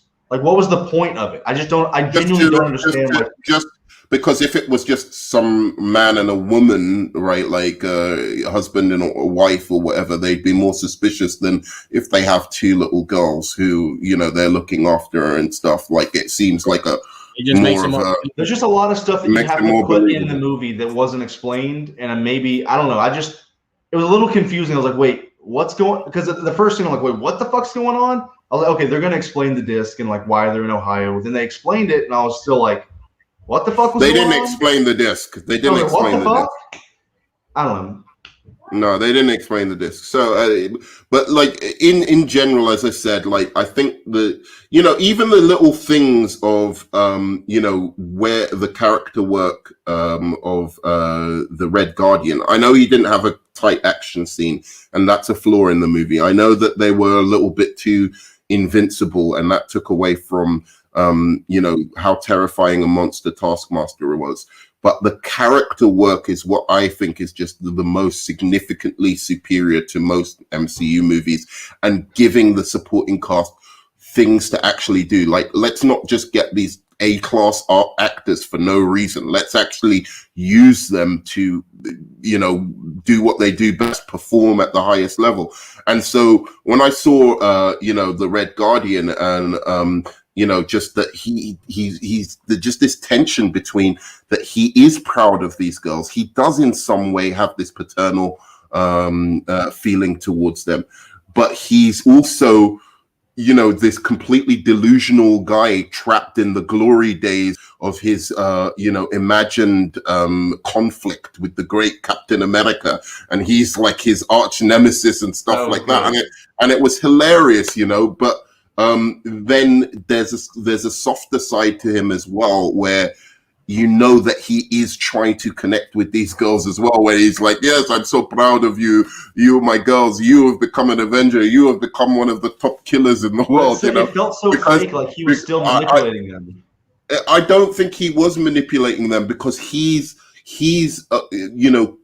as well is indoctrinated by this ideology. So to him, this is family. This is the closest thing to family that he probably has ever had. So he's still looking at it through the spectrum of, furthering the ideology of Russia or whatever he's trying to do, but nonetheless cares about these people in his own weird way. And I think they did that really, really well, especially the fact that he's singing that song in the beginning, right? Like miming the song, and then he comes later and he sings that song to us. So I think there was a really good amount of character work where they'll refer to something again in the beginning of the movie and come back to it and build up that drama between the family. Like when they met him again, like all he could do was talk about himself, and she was like, "You haven't seen us in 20 years, and all you want to talk about is yourself." But like he never stopped. Like even in the emotional scene, she called him Crimson Dynamo, which was a great reference. And he was like, "He's the Red Guardian, actually." But like, and I think that when he started singing to her, he was just trying to get her to shut up and stop crying. Like he still felt manipulative. Even at the end when he was like, "I feel like I'm not been a good person," or whatever, it felt like it was fake. He was trying to connect with her, man. You could see that he was telling her that story about his father, and he was like, and she was like, so why are you telling me this story? This has no relevance. He was like, fathers, because he doesn't know how to be a father. He's just like, oh, I'll tell her a story about me being a father. He doesn't know how to be genuine. He doesn't know exactly. He doesn't know how to be genuine. And then that moment where he was like, I'll just give up. And then he just sings that song. And that's finally the thing that connects to her. I think, and let me just say one thing. The theme of this movie is much more, throughout the movie, the theme of what happens to these girls and trafficking and whatever is much more tied into this movie than this whole NSA spy theme that Captain America has. It's almost like Captain America Winter Soldier. It's almost like they do it in the beginning. He has one discussion with Nick Fury about like, turning the weapons in on ourselves and how that curtails, yeah, exactly. That kind of thing. It was almost like that was a throwaway theme of the film, but really it was just like an action, like let's get to the action. Let's get to these strong action beats. It wasn't explored thoroughly throughout the movie. And the only other thing that was really explored is just that relationship between him and Bucky, which doesn't tie in to the overall theme of the film. Oh, man, a relationship. The thing that you said you love Black Widow for. No. I'm saying the Black Widow, the film, the family and their dynamic and everything that's going on with that family ties into the overall or overarching theme of the film, which is the trafficking of these little girls. All of it ties back together, whereas with Captain America, the themes are very patchy. There's one theme here. The theme of Captain America with the surveillance society is here. The other thing with Bucky is here. They have nothing to do with each other really, and then they just give up on the theme and it just turns into an action movie. Whereas from beginning to end, there's one theme for Black Widow. The family plays into the theme. The villains play into the theme. Taskmaster and Dreykov play into that one theme. All of it comes together much more coherently. I think the themes. You might be right. The themes and like the emotion and the themes. Basically, that's all I can think of. Might be deeper than Iron Man and Winter Soldier, but the characters that I watch on the screen, they just weren't as entertaining. The themes weren't implemented as like Yelena. She was very jokey and she had one great scene. Other than that, she was comedy relief when she was like, "You drive like shit," and like she just was like just popping jokes and stuff. Like Red Guardian was really the comedy relief. I will say most of the humor in this movie was natural. They rarely stopped. Like the one time she really stopped to tell a joke is when she posed. Yeah, I thought that was stupid. I didn't like that. What did she say? She's like, I can't believe it was disgusting. Yeah. I was like, oh god, like shut up. Yeah. But so let's make this your closing, and then we'll go into the second. The themes of Captain America: The Winter Soldier are freedom. What does it mean to be free? Is the government watching us a good thing? And it resonates through the movie because he's talking to Fury about the new guns that they're making, and Fury thinks it's a good thing. Like we can terminate threats before they are a threat. And he's like, this isn't freedom. This is fear. And then he goes and tells Peggy, I thought I knew what I was doing was right, but I don't know anymore. Then he tells Black Widow, like, I don't even know who to trust. I thought I was playing for the right team. And she was like, I guess you weren't. And then at the very end, dude, they're having to stop the one world government. And Nick Fury's like, let's take him down. And he goes, no, I have to take down S.H.I.E.L.D. S.H.I.E.L.D. was a part of this. Like, it goes through the whole movie about taking it down. Maybe it's not as deep as the Black Widow movie because that movie is about family. But like the Bucky thing is just thrown in there, and he is a byproduct of what Hydra was doing. I just think it's more entertaining. The thread, the flow of the movie is better. It builds more tension. And the number one thing of Black Widow, I just realized it. I mean, prequels in general. You told me that you didn't really feel like he was in danger when he was fighting the Winter Soldier.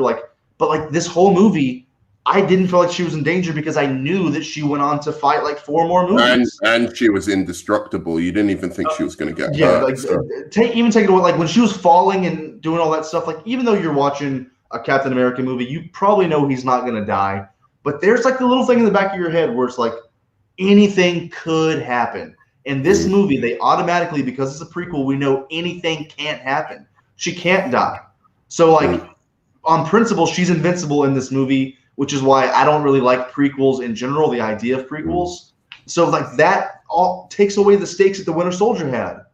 So I just think overall, you're making some fantastic points about this movie. I do think the themes are deeper, but the way it was implemented, I just don't think it was cohesive. Like the first scene about the disc and the going to Ohio and then breaking him out of prison. And then the ending when she's just fighting a room full of Black Widows and then Taskmaster's like fucking gurgling on the ground. I don't think it all came together and as cohesive as Winter Soldier. And I'm, of course, a Captain America fanboy.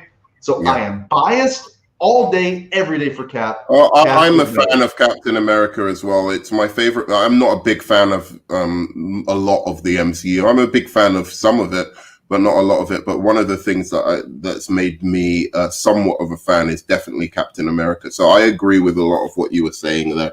I think they're the two closest comparisons. Yes, we have talked about Taskmaster, Emra. I shit on Taskmaster. Taskmaster was terrible.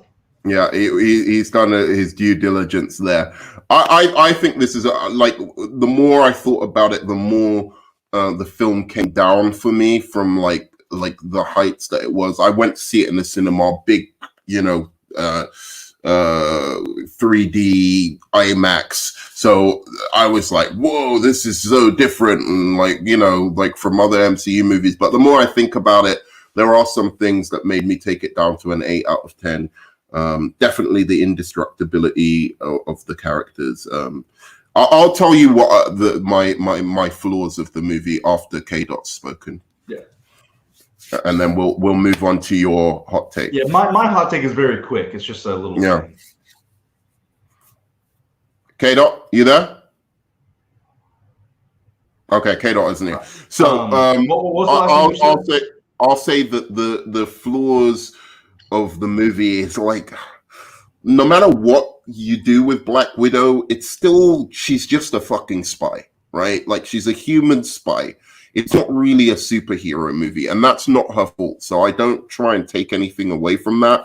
But to me, it can't be up there with the greatest, like Batman's and Superman's, Captain America's, or any of those kind of iconic characters, because in the end of the day, she's just a chick who can do some like fight moves and stuff like that.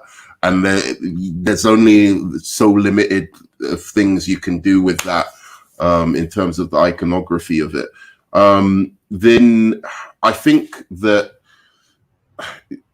you're right about the action scene. Some of the way it's edited together is messy. She's just too invulnerable. It doesn't even fucking make sense.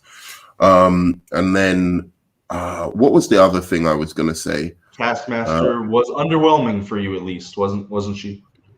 I think towards the end. Yeah, of course. For Guardian doesn't have a fight scene. That was bullshit. Like complete bullshit. He should have got his shield, and like had a proper throw down with like some people. Yeah. And then Taskmaster, I was like, dude, wait a second. You can copy anyone's fighting style, and this is all you've done in the movie?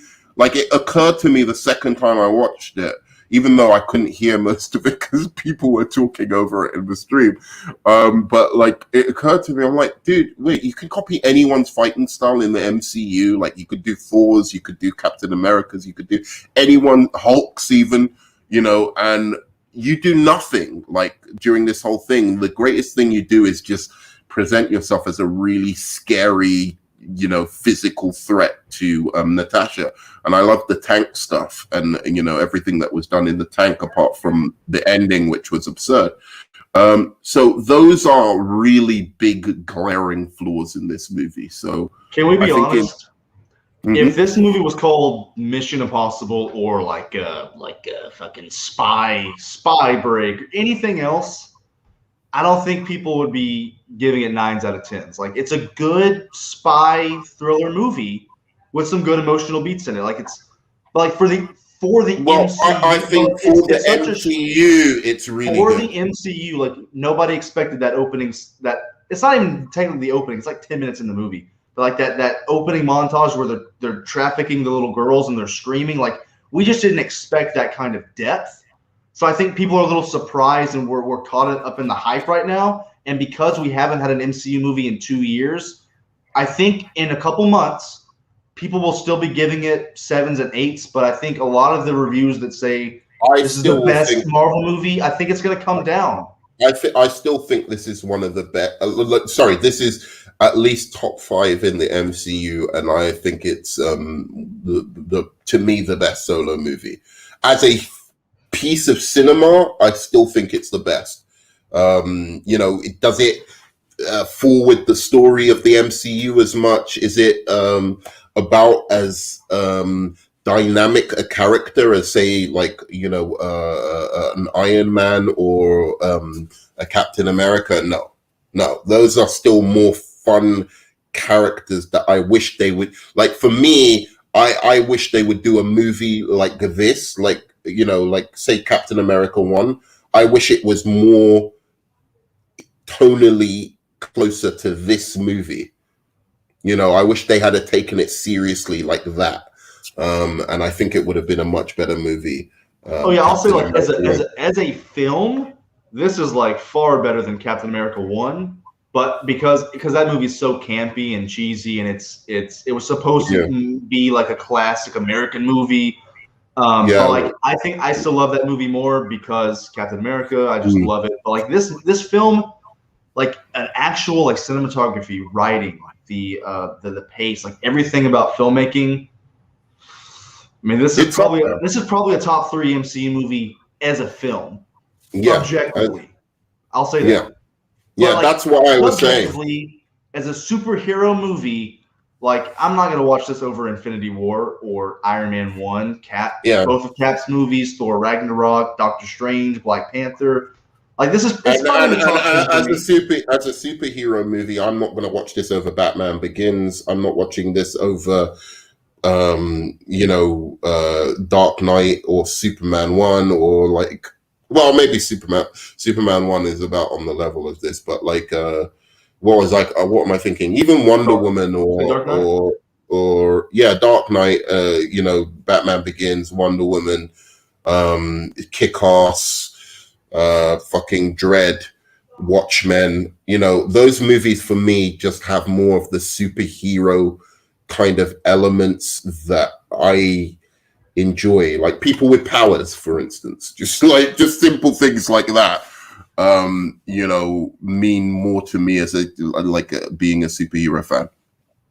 That's it. Yeah, it was very dark that she like murdered his daughter, and like she's trying to, but like the movie was trying to make it as if she was trying to make amends for that, but like she would have been turned into a fucking robot zombie killing machine even if she wasn't blown up. So it wasn't really Nat's fault that she was turned into a killing machine. So that kind of fell flat.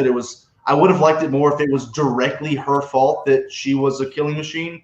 But like, her dad would have turned her into one anyway, so it wasn't even. It was just Nat's fault that she had a scarred face.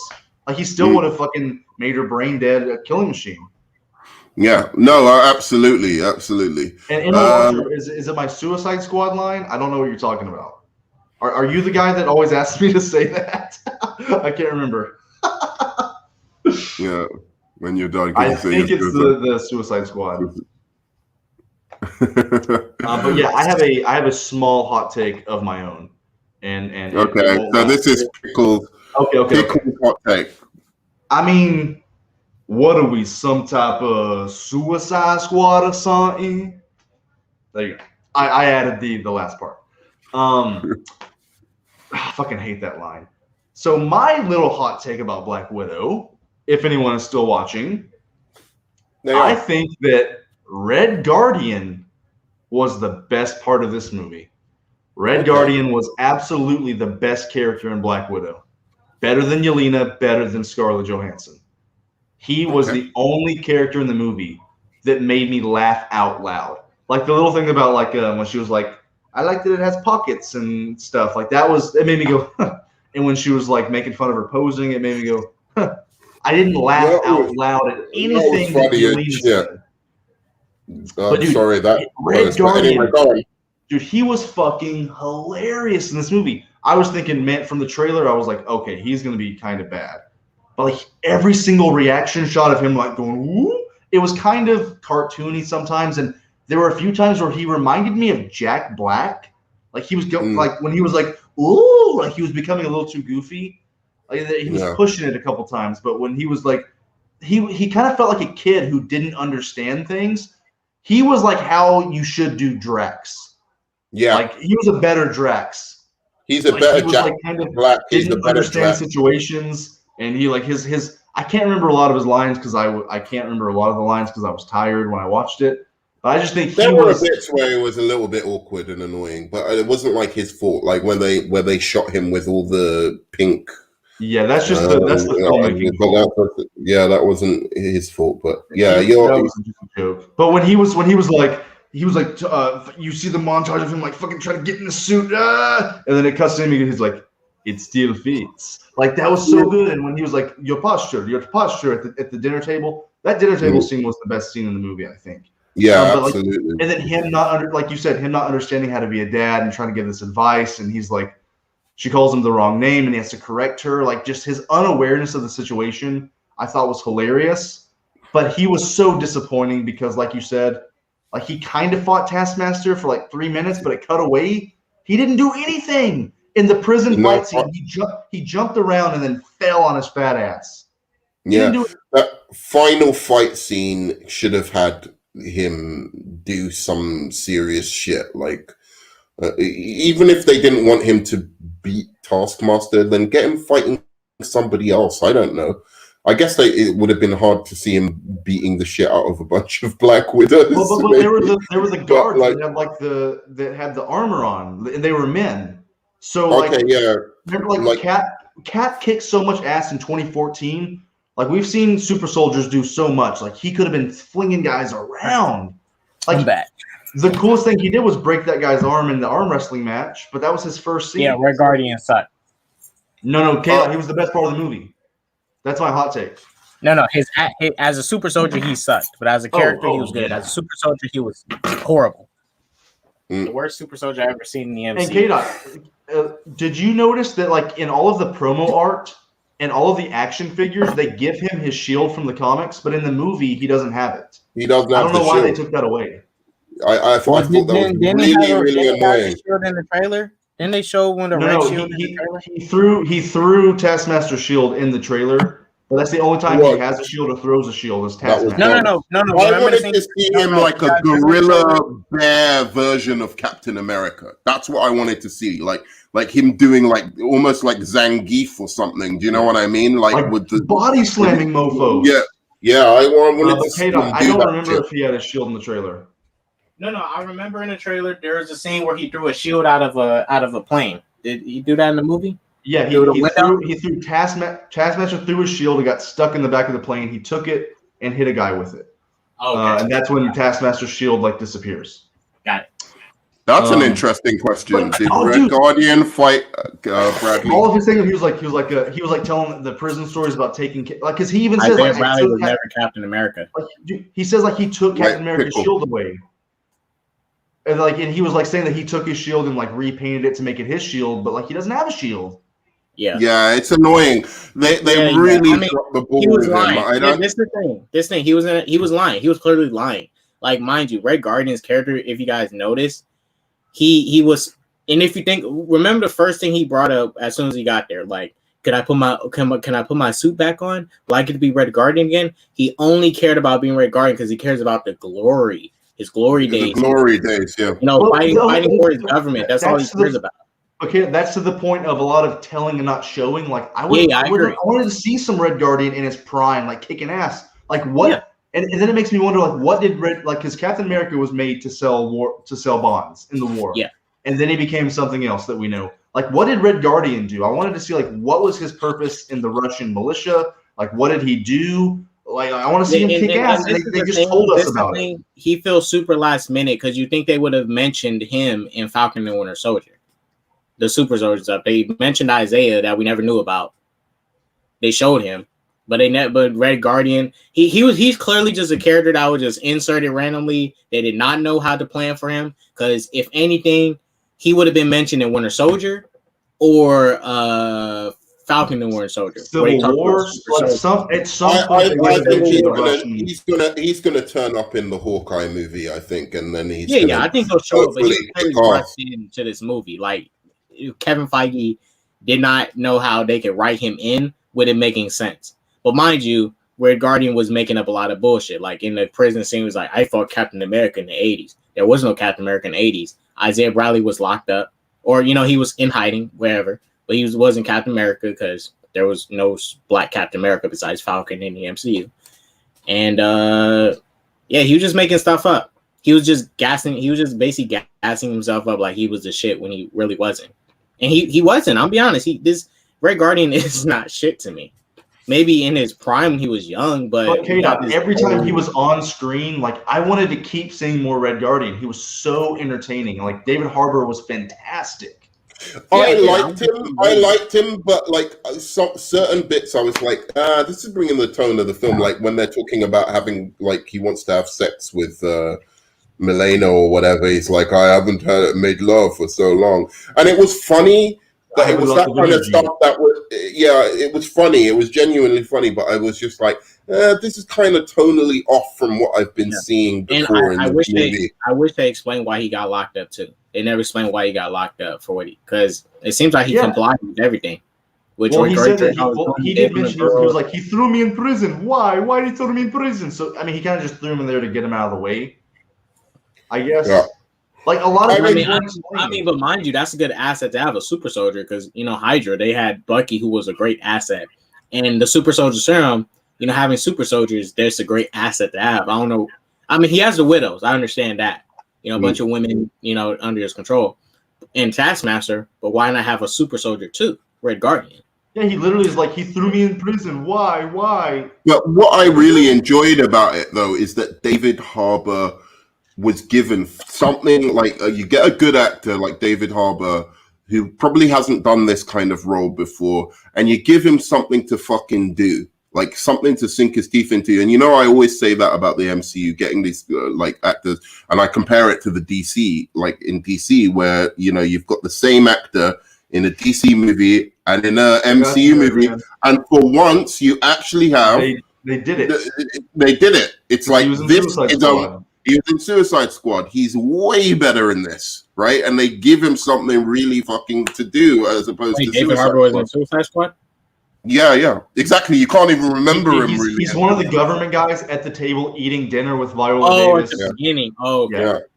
And maybe he's bigger in David Ayer cut, but like, sorry, go on. But he's the one that was like, he was like, what are we gonna do if there's an evil Superman tries to kill the president? Like he has like 5 lines. Yeah, I mean, but I think in the Ayer cut he might have been more. But maybe he was way better as a character in the movie. Like Red Guardian was fun. I honestly like that he was this big old dumb. What I don't say he was really dumb. He was just douchey.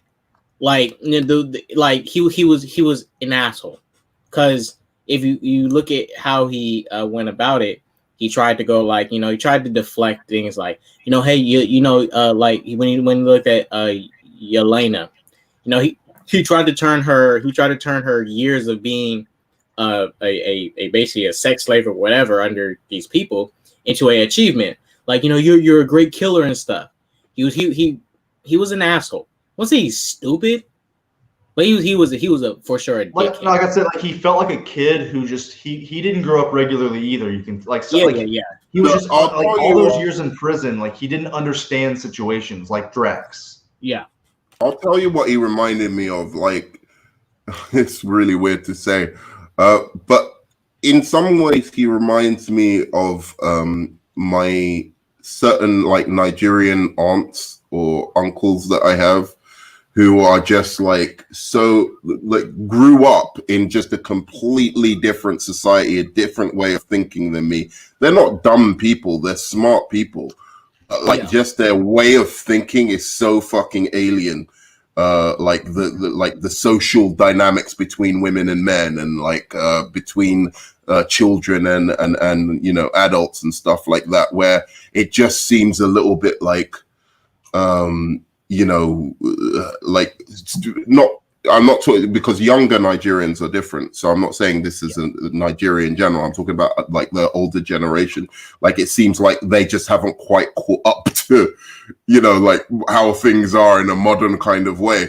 So that's what he reminded me of. He's not dumb. He's just brought up in a completely different society and it has a different sets of values from like modern kind of people, right? He was in for the 90s. He missed like 2 decades. Well, yeah, you missed like 2 decades of the real world. So you're going to miss things.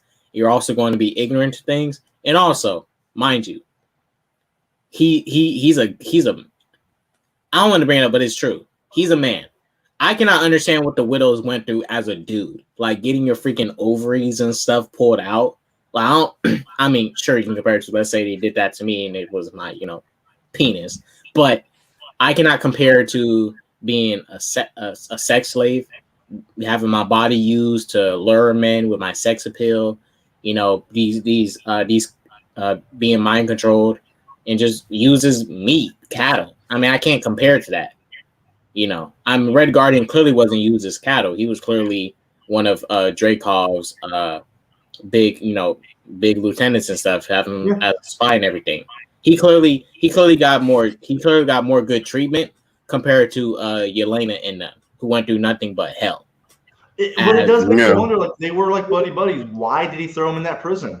Yeah, that's it. I don't know why. I wish. I know. No good reason for it mentions it in the film. I think it mentions it. So Emerald Archer says, yeah, I think it does explain it. I can't remember it, but like he basically knew too much or something like that. But I don't know. So he throws him in this prison. And Archer, and you guys, I'm gonna be honest. That's it of Taskmaster. They already did it once. You fuck up once, you can't do it again. I mean, yeah, they can do an Abomination redemption. Yeah, I mean, the only thing they changed with Abomination was his design. Other than that, Abomination was still pretty freaking epic and tight. But Taskmaster's done. You already ruined this character. He's supposed to be a character. And look, even if it was a girl, why is what is Taskmaster's personality in the comics? Because I don't understand what the big deal is about turning him into a silent kind of killer. Like he's a character. He's not a mute. Like he talks and stuff. He's but he's not like the Riddler. He hasn't got his gimmick is that he can copy people's fighting style. He hasn't got like some established great personality that needed to be presented. I mean, in this movie they did it wrong. He has actual photographic memory. He was a classic generic like villain from comics who were like, you can't defeat me, and like he had like a cocky personality. I mean, he's a generic comic book villain. Like he spoke words. Like he was really cool in Siege. That's probably the one of the few comics I've read of Taskmaster. He was in Siege, and like the things that he does, and like he has this like a cockiness to him because he's so talented, and like in the Spider-Man video game even. He kind of like gets off on making Spider-Man do these tasks. Like, you are not good enough to face me. Like, he has a cockiness to him. He's kind of like Bullseye, not as crazy. I mean, I don't know a ton about him. But I was looking him up to see why people care so much, just to see like, you know. So I saw him in the Spider-Man game, and then I saw him in the animated episode of Spider-Man. If you watch the episode, you can get an idea of who he is. So I watched a little bit of that, and I was just like, "Wait a second, he's just generic villain guy." And I just think, I mean, he's generic. He's generic. He's not like nothing epic. Since Taskmaster was created, there still could be a Taskmaster 2.0. Does he have a name? Like, is he a name? It's like a something. His last name is Masters. Troy. I think Troy Masters. Troy Masters. Troy. Trey something Masters. So they could make another kind of Taskmaster, considering how this one came about. Anyway, They right? could, but like that's also the thing. Like he is just so good, and he has like the neurons and stuff are firing so quick in his brain that he can just replicate anybody's fighting style. But in this movie, they just programmed her to do it, and it wasn't as cool. It was like it felt like she didn't earn it. They just completely fucked him up. I don't know that, like, I don't, but it's Taskmaster. She wasn't talented. She was a robot. It's not like making Deadpool a mute. Deadpool has an established personality, and he does, like, specific things like break the fourth wall and stuff like that. Yeah, but that's the same. I'm trying to think of an equivalent. Emerald Archer is saying that he has a good backstory and that he has memory loss apparently in the comics. Oh, okay. I don't know. I don't know that much about him, but I've seen him a few times. Yeah. I mean, Nerdman. Deathstroke is more iconic, but like I was trying to think of what. Well, go on. Say what you're going to say. What they should have done for Taskmaster is like play off the cockiness in every encounter we get. Let him be in this movie. Taskmaster should have been a hired mercenary. That's what he should have been. And whether it's the girl or the guy, it should have been a cocky Taskmaster, literally picking at Black Widow every second while trying to get to his ass. Like, you're weak. There's nothing you can do. You widows are nothing compared to me. I'm like the best. Like this, and that. Like that's his character. He's cocky as shit. He thinks he's hot shit. He's like Deadshot or Deathstroke. He thinks he's an Avengers level villain too. Like he's not just a Black. No, he isn't. Come on, man. He can only mimic fighting. He is an Avengers. What's he gonna do against the Hulk? What's he gonna do against the Hulk or Thor? He ain't doing shit. I mean, I don't know. He's gonna get his neck snapped. Sorry, go on. He's gonna copy Hulk's techniques and kick Hulk's ass. Yeah, exactly. Come on, man. He'll get his neck fucking snapped by fucking Thor, man. It'll be like he'll copy his style. It's like, and the Thor fucking kill him. Like, come on, man. Avengers level threat. But like, I got his Marvel Legend in like it's a action figure in like 2004 or whatever, and back then they came with a free comic book, and it was an Avengers comic book where he appeared and was like fighting them and shit. Yeah. He has to use strategy. He's like Deathstroke. Remember when Deathstroke took down the Justice League? Using strategy and stuff. That's what he is. Like he has to use strategy. He's not OP. Doesn't have like really super enhanced abilities. Like in Spider-Man PS4 game, he had to use gadgets and stuff to fight Spider-Man. He couldn't just rely on hand-to-hand combat. And K-Dot, we're forgetting he also doesn't look like a fucking person who is going to go skiing in Colorado. The suit was garbage. It was bad. Right, look. I'm trying to think of an equivalent here because again, DC villains usually have a gimmick that's really inbuilt into them and their personality. And I know DC villains better. But let me say, there are characters I know that I would be just okay with them being like, all right, let's just turn them into a silent assassin, basically. Well, look, I'll give you Killer Croc. If you'd make Killer Croc a mute, I wouldn't care. As long as he's growling and missing and stuff, I don't care. Killer Croc can be a or Man-Bat. I think Deadshot's more equivalent. Like in the comics, like in the old comics, he didn't have a discernible personality. He's just a cocky bad guy. Yeah, but like so you could do something with that. If they had have turned Deadshot, right, like before we'd seen him in the Suicide Squad, say they wanted to make him, they wanted to put a side villain in a Batman movie, right? So he'd been contracted out to kill Batman, and they just turned him into a silent, deadly villain. I wouldn't have given a shit. But his powers aren't as cool as like, dude. Think about the things that you can do with. I can literally mimic everything that you do. I'm unbeatable. That was what was bad about Taskmaster. It wasn't that that she was a silent killer. It was that they didn't do enough with the abilities of them being able to mimic anybody's fighting style. I never got the sense of whose fighting style she was doing at any given point. And that's kind of a little bit the MCU's fault because it's got a lot of these agile slightly strong, slightly stronger than human, agile, a little bit fast, kind of hand-to-hand combat characters who kind of blend into each other a bit. Like, there's Black Panther, and then there's, Captain America, and there's Black Widow, and there's Hawkeye, and then, they all fight in a kind of similar I will say Black Panther fight's a lot different. Like, you see, Yes. I did notice in the first fight on the bridge, he does the thing that he does to Cap when he jumps and he kicks him, or he does it to Cap or Clint in Civil War.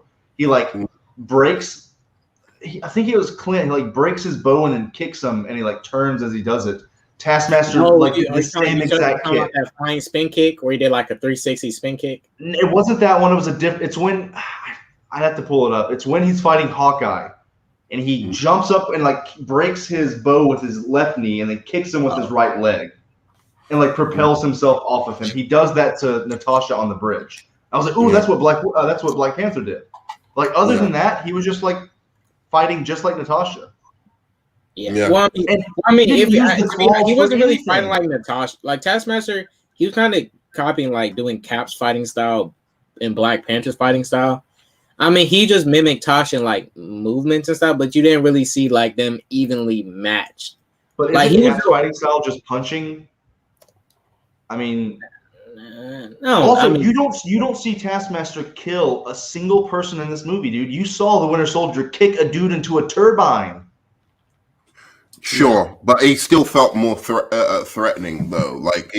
The way they did the music behind him, the shots, the up shots to make him more intimidating. Just the whole scenario. Just the whole scenario of how they introduced the character and what he was doing, I just think was a lot more threatening than Winter Soldier, even though he didn't kill anyone specifically. That's the only thing I'd say about it. Yes, I would have wished that you would have seen Taskmaster actually do some damage, actually kill someone. But they showed him as a monster. You're trying here. It was a bad. He was more monstrous in comparison to Winter Soldier. They just didn't. Whatever. I don't care. I mean, I put Bucky. They didn't give his suit boobs over here. I put Bucky over her as far as intimidating Terminator type of villain, but Taskmaster is still intimidating. But Sky got an edge, bro. Look, let me go back to the scene with Winter Soldier. Remember when Bucky took that cord, that little string, he attached it to Falcon's wing, one arm, pulled him down, said, "Come down here, little birdie." I was like, "Deal." Bucky's that dude. Also, come on, man. The first time Are you kidding me? Anyone can take on. The first time that Cap meets him, Cap has destroyed all these people with his shield. He chunks the shield, and Winter Soldier just fucking catches it and stares at him.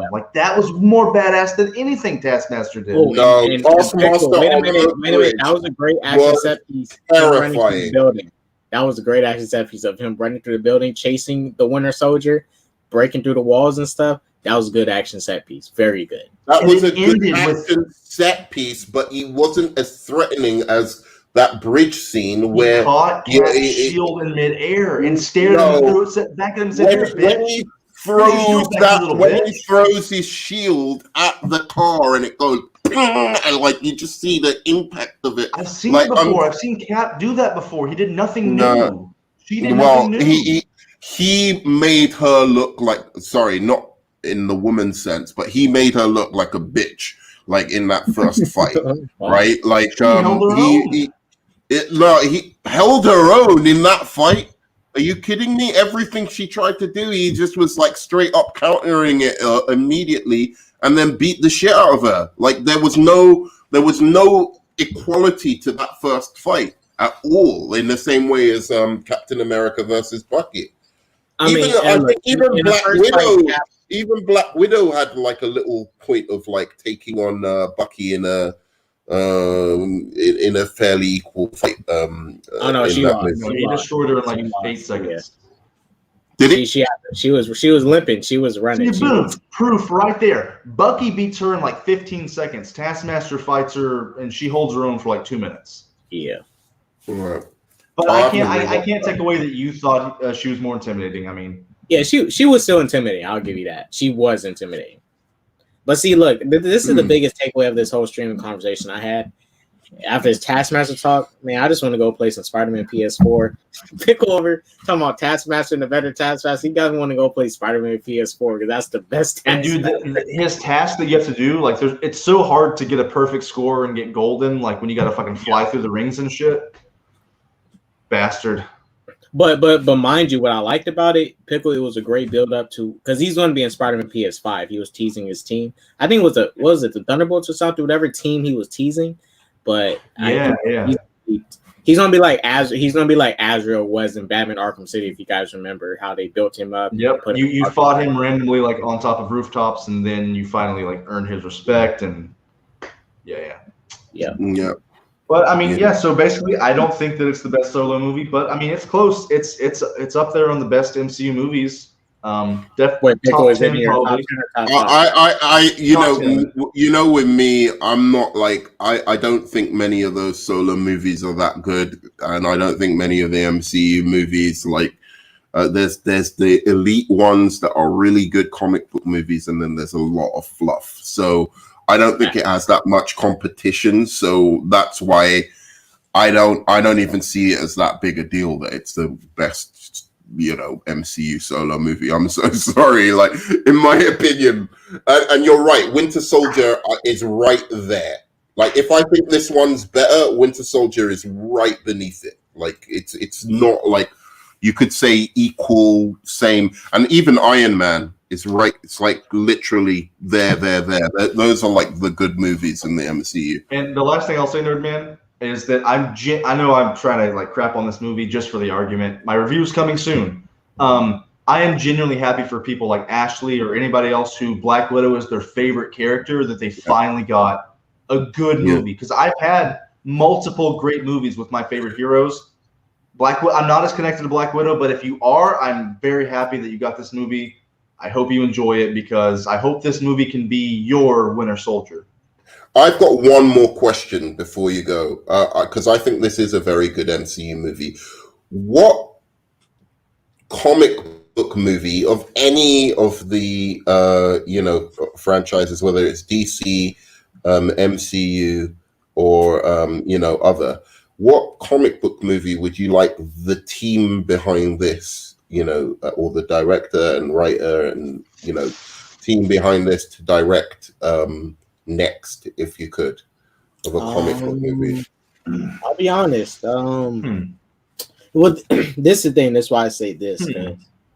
It's the grounded feel with the plot, the whole human trafficking thing. Because I'd like to go back to superhero films that are back to the basics. I would like to see this team do Static Shock. I would like this team. Interesting.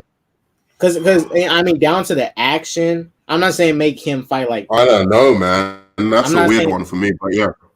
No, it's just the feel, the plot, very very simple. Something very is back to the basics of what we used to see superheroes in comics fight: human trafficking, drugs, guns, the war on drugs in the neighborhood, bank robberies and stuff. Just the basic stuff, like the back to the base stuff. Like because let's look at superhero movies now. What's all of them is this big spectacle, aliens, robots, and freaking gases trying to freaking gases being sent out to turn everybody into this or mind control. Like, this was basic. This was back to the basics of the superhero stuff. Yeah. Like, well, it wasn't a superhero movie. That's my problem with it. It's not really a superhero movie in the end of the day, because Black Widow isn't really a superhero. She's a spy. That's what she is. But I'll say this, that straight up, I think they should just snatch that Wonder Woman 3 away from Patty Jenkins. Snatch that shit from her, bruh, after Wonder Woman 84, and give this chick a go. I ain't gonna lie. I like this. like to see this woman on 113. I mean, working with Patty, balance it out. Shit.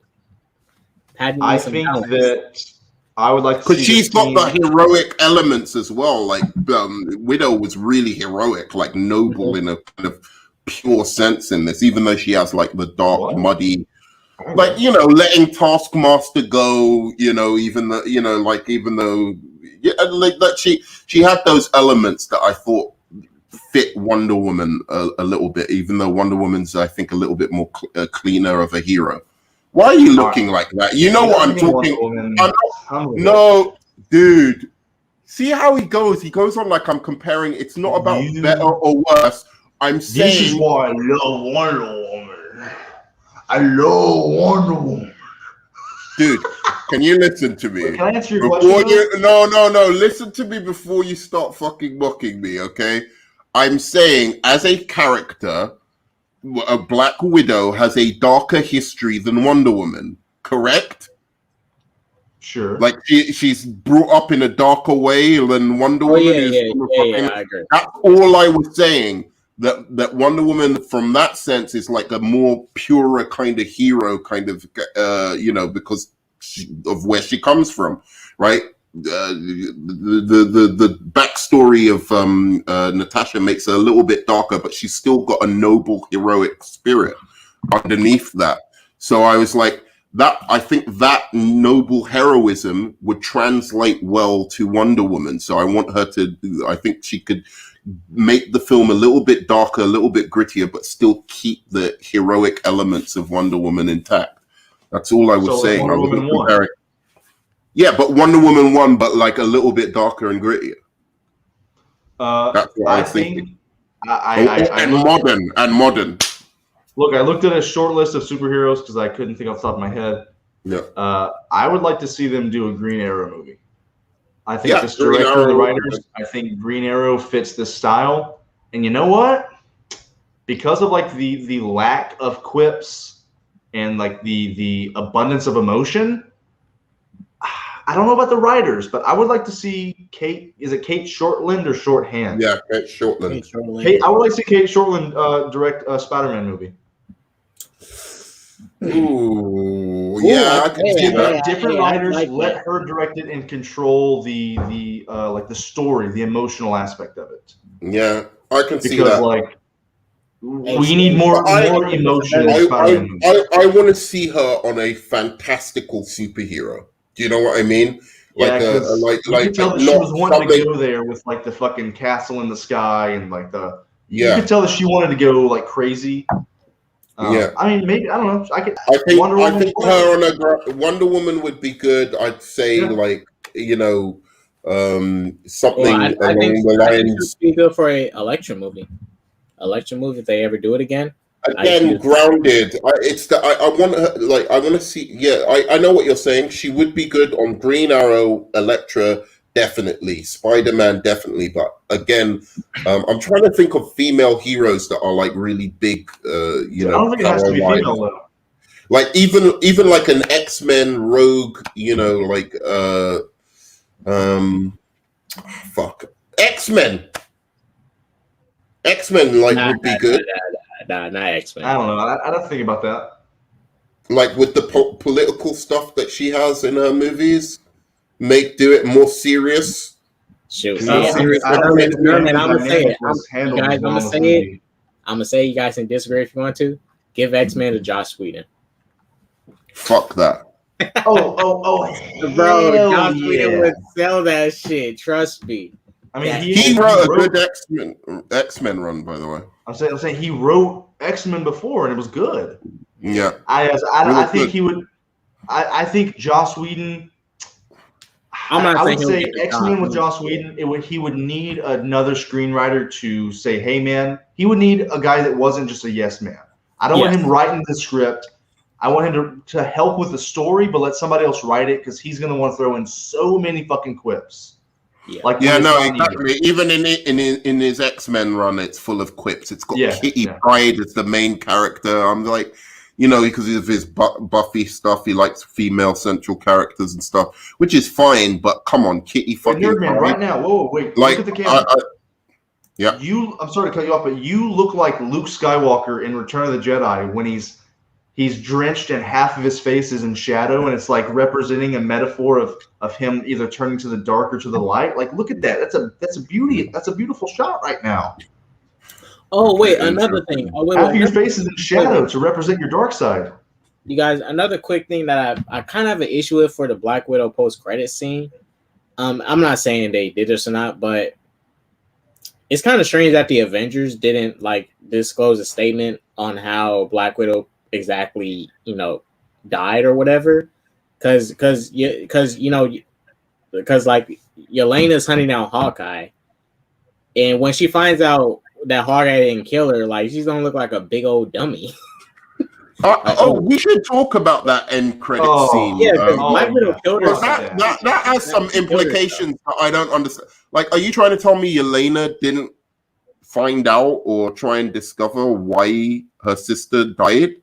Like, if it's acknowledged that that woman knows, then Yelena would have tried to. No, I don't think the woman. I don't think the woman. I think she's just making up shit.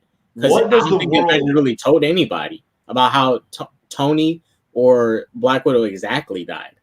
They know she's dead. She's implying that Hawkeye was the one who let her die on Vormir. Go after him. Like, what does the world think knows that? I think she's just twisting it to say that Hawkeye did it. But my thing is, but why Hawkeye? Yeah. I don't know. I mean, she's an evil bitch, but like, what does the world think happened? They know that Tony and them died. We saw that in Far From Home. There's like fucking paintings. Everyone like honors Iron Man. There's a slideshow of all them dying. Like, what? But what? Do they know that he snapped with Infinity Stones? Do they know that she went to a different planet? Like, there's not enough of civilians. It's kind of weird they don't know that stuff, because usually statements like the Avengers is a well-known public team. They're like, and by the Sokovia Accords, they have to disclose certain information. Like the Sokovia Accords has them on lock, so they most likely do a mission report to the United Nations and tell people, and, the news and stuff, the media will twist it and say Tony Stark snapped fingers to save us with the Infinity Stone. Not give too much details, but just enough to understand. Or Black Widow sacrificed herself to help get Infinity Stones, meaning they will say a suicide or whatever, some shit. Because I understand how Valentina knows, like how she would know. She's like Nick Fury, but for the other side. I get that, but I don't know. They'll explain it more in Hawkeye. But I don't like her. I'm sorry, like whatever her name is, like she is so cringy in both Falcon Winter Soldier and in this. When she sneezed, and she was like, "I'm sorry, I'm allergic to the Midwest." I was like, "Shut up and get off the fucking screen!" God, she's annoying. No, she's good, man. Shut up. Don't. Hey, you're talking about Julia Louis Dreyfus. You're judging her off her past roles on Seinfeld. This is Elena. Yeah. The dance. Yeah, but you see, but in this movie, she was not fucking. She was good. What are you talking about? She's kind of charismatic. She's funny. She's the definition of quippy. She's so quippy. It's like Joss Whedon fucking nut dream, like biting her. No, man. Because she's got something that most of these guys don't have. Good comedy timing. She's got the same thing as fucking. Elena from fucking Seinfeld doesn't have good comedy timing. I can't speak to you. Seinfeld. She is. No, but she's got good comedy timing. Elena from Seinfeld was so good because she's got good comedy timing. That's the whole point. She's one of the best female sitcom characters of all time because she's got good comedy timing. She's not as funny as that character. She was good in that scene, dude. There was nothing wrong with that. When she blew her nose and said, "I'm sorry, I'm allergic to the Midwest," you didn't fucking say, "Oh my god, that's a fucking joke from the '90s." No, I just was like watching her, and I believed her as the character. She pulled off the line. I don't know, like she pulled off all of her lines, like in that scene. I was just like, that wasn't the problem with the scene. The problem with the scene was, I don't know how she knows this information about Hawkeye. Why I know she might be manipulating Yelena, but like, it's a really, like, why would she think Hawkeye killed her sister? And if she knows more information about it, like she knows actually what happened, which I don't know how she would know what happened, then because you would have to be there. You would have to be there on Vormir to know the situation. I mean, Hawkeye can explain it, but it's more of a situation like you have to be there to understand it. Yeah, or there's probably a debriefing. They got the information that Hawkeye somehow, let's say they got the information exactly how it happened. Yeah, Hawkeye like told whoever, and like it's known. She could twist that and say that he let her die, or like he's the one who threw her off the cliff to get the stone. Like she could probably twist it, but like how does she know the information? But okay, and look, you're gonna believe that Hawkeye, one of the Avengers, threw her off a cliff to get the fucking Soul Stone. I mean, it's weird. I just I mean, I'm okay with her trying to kill Hawkeye. I just think, you know, it didn't have to be the reason of because he killed Black Widow, because that doesn't make sense since he is an Avenger. I think just have her be a hired killer, and you know, Hawkeye's a Avenger, and Madam Hydra lady wants to get rid of the Avengers. Simple. It does not have to be because, you know, Hawkeye killed Black Widow, because that doesn't make any sense. He's an Avenger. They're a freaking team. I mean, look. How long? I mean, even if she falls for it at first, if she falls for it at first, she has to be the dumbest chick in the world to continue to think that. Yeah, like you know, like. Yeah, I don't get that as a setup. I mean, they'll try, but I think it's gonna fall flat. Yeah, like I said, I'm okay with it. They're better off just saying that this Madam Hydra, she just wants to kill the Avengers and get rid of, you know, good people like them, and she hired Yelena. Simple. Don't got to be, you know, because she killed Black Widow. You know, you can still have the same thing go down, change the situation of why she's doing what she's doing. She's a hired killer. She likes killing. She gets paid for it. I mean, and as proven in the Black Widow movie, she loves it. She like it's a thrill for her, you know. Because remember at the end when she tried to kill Drake, I was like, "This was fun." Like it's fun for her. She's so used to it. She likes it. It makes her horny. Yeah, exactly. I wanted to finish this just by like going through the female superheroes here. Not that I'm saying she has to direct a female superhero. I'm sure she'd do a great job with a male superhero, but I couldn't think of any male ones off the top of my head. Like I don't think she'd fit for Superman. I don't think she'd fit necessarily for, you know, Batman's already being done. Yeah, I couldn't think of any male superheroes that are OP that she could specifically do. So I was just looking for like female. Do you know Witchblade?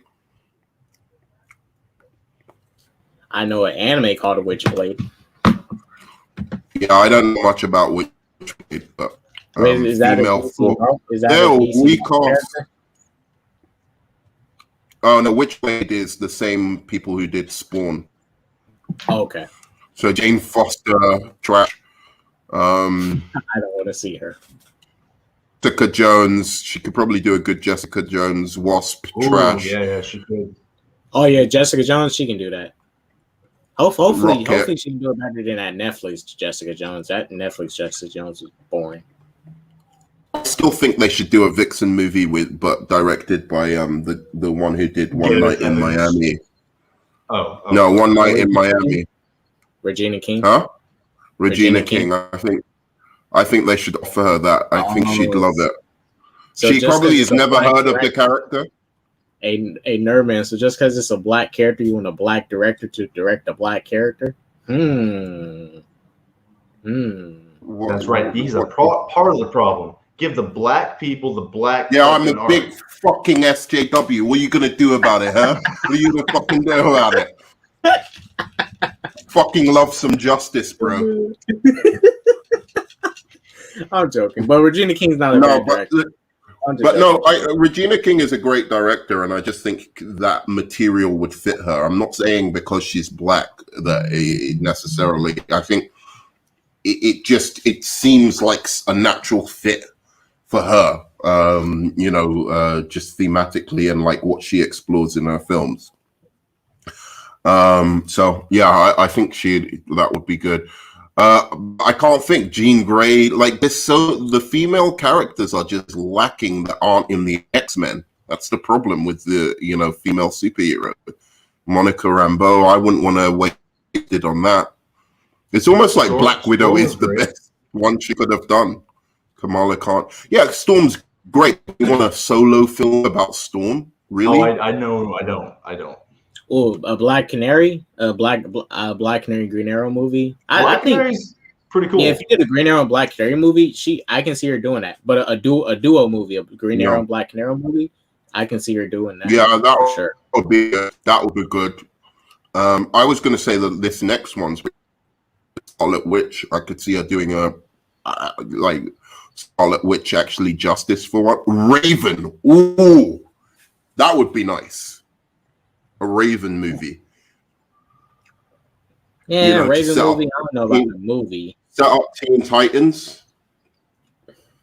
No? All right. I like Raven, but not a Raven movie. Yeah, Raven or Catwoman. Or Catwoman if you did a Raven and Starfire movie, maybe. I don't know. Well, maybe just the Teen Titans, I guess, but Harley Quinn, fuck that. Invisible Woman. I mean, all the best women are on teams. What are we doing? Because people who direct superhero movies rarely ever direct a different superhero movie ever. Like, she's probably going to go do an indie film in her next film and never think about this again unless she does a sequel. Like, how many directors have directed two different superhero characters? A few, but like a handful. Zack Snyder. I guess the Russos technically. Technically the Russos, but they've never done like two different solo films. Yeah. They've never done an Iron Man. I think there's been one. I think there's been one, surely. Zack Snyder. He did Watchmen, then he did Superman. Yeah. Yeah. Zack Snyder. Yeah. There might be two or three ever. Like, they rarely ever go to do. We always like, I want this person to do whatever. But Vince Vaughn. Something Vaughn. What's his name? Matthew Vaughn. Matthew Vaughn. Yeah. Vince. He did Vaughn. two great ones. Vince Vaughn's a hell of a great one. I really think her best bet, apart from Black Widow, is Wonder Woman. I honestly think that would challenge her to do something extraordinary with visually. James Gunn. I was going to say now, I think DC will probably be, if Black Widow makes as much money as everyone thinks it will, $800-900 million. If it hits $1 billion, DC is going to be she's going to get some calls from DC. Yeah. I mean, I think they'll be crazy not to get her on fucking kick Patty Jenkins to the curb, man. I'm sorry. I'm not going to do that though, because she needs to get kicked to the curb. She can't I'm sorry, man. I mean, look, Nerman, it wasn't just Wonder Woman 84. It was like her whole attitude to doing Wonder Woman. Clearly, she doesn't read the fucking material, the source material. She's basing it on the fucking TV show. So you need to direct it. No. This is the thing. She's putting too much of Richard Donner Superman into her Wonder Woman because she keeps on going back to Richard Donner Superman, right? I don't want to see her gone, but she needs to do what she did in Wonder Woman 1. Balance it out. You can have the love and stuff because by the end of the film, Diana did use words and love before she struck down Ares with her Thunderbolt. My thing is she needs to do a balance. Like Wonder Woman 1984 is too much of the love. You need to have the balance throughout all the movies. Because Wonder Woman is not just Wonder Woman had a tight script, right? And that was the thing that was nice about it had a fun script. Shut up, Pickle. It had so Wonder Woman 84 was for I'm talking about it's night and day. The script of fucking Wonder Woman 1 was good. And what I was saying is that the limitations of Wonder Woman 1, where she's good is she's good at directing story and character. Even in Wonder Woman 84, you could see that with the stuff between her and Steve when she's crying and whatever. She's good at getting those emotional scenes out. Where she's lacking, and it showed in Wonder Woman 1 even, but I forgave her because I thought, hey, she didn't have the budget. It was her first time. She's going to improve. Where she's lacking is action, first of all, and making something that feels fucking modern. You know, like even Wonder Woman 1 feels like it's a great superhero movie but from the past or something, like a movie you could have seen made in the 90s, or you know, something like that. Like it's not a modern, you know, feeling kind of film. And then Wonder Woman 84 is a bad unmodern, like kind of 80s feeling film, which makes it even worse. So you know, I just think if you want like a modern, like slightly not dark, because that doesn't fit Wonder Woman, but just like a little bit kind of like how Amazing Spider-Man, or even Spider-Man Homecoming feels, right? Like just a film that people from this generation can, you know, like not people who are appreciate old comic book movies or old cinema will feel about, you know, something that fits this generation. I think Shortland did a better job with Black Widow. So objectively, take away everything else. Just as a film, do you think Black Widow is better than Wonder Woman 2017? I think there are parts of Wonder Woman 2017 that are done better. Wonder Woman 2017 has a better third act. No way. Yes. Yes. I think that honestly, I would say they're. I would say they're about on par. I'd say they're about on par, but I would say that if you were to show this to younger audiences, Okay, I'll agree with that. That more people who are younger audiences would enjoy Black Widow than Wonder Woman. I think Wonder Woman 1 strikes a balance of appealing to a cross-generational thing. Like older people like it, you know, middle-aged people like it, some younger people like it. But if you want to appeal to like just younger audiences, Black Widow, definitely. I mean, I don't think kids want to see like them having to escape their house and then fucking little girls screaming because they're getting put into fucking crates. Like, I don't mean little kids. I mean younger, like people in their 20s. Oh, okay. Who are used to modern CGI, modern action set pieces, modern, you know, like big spectacle movies.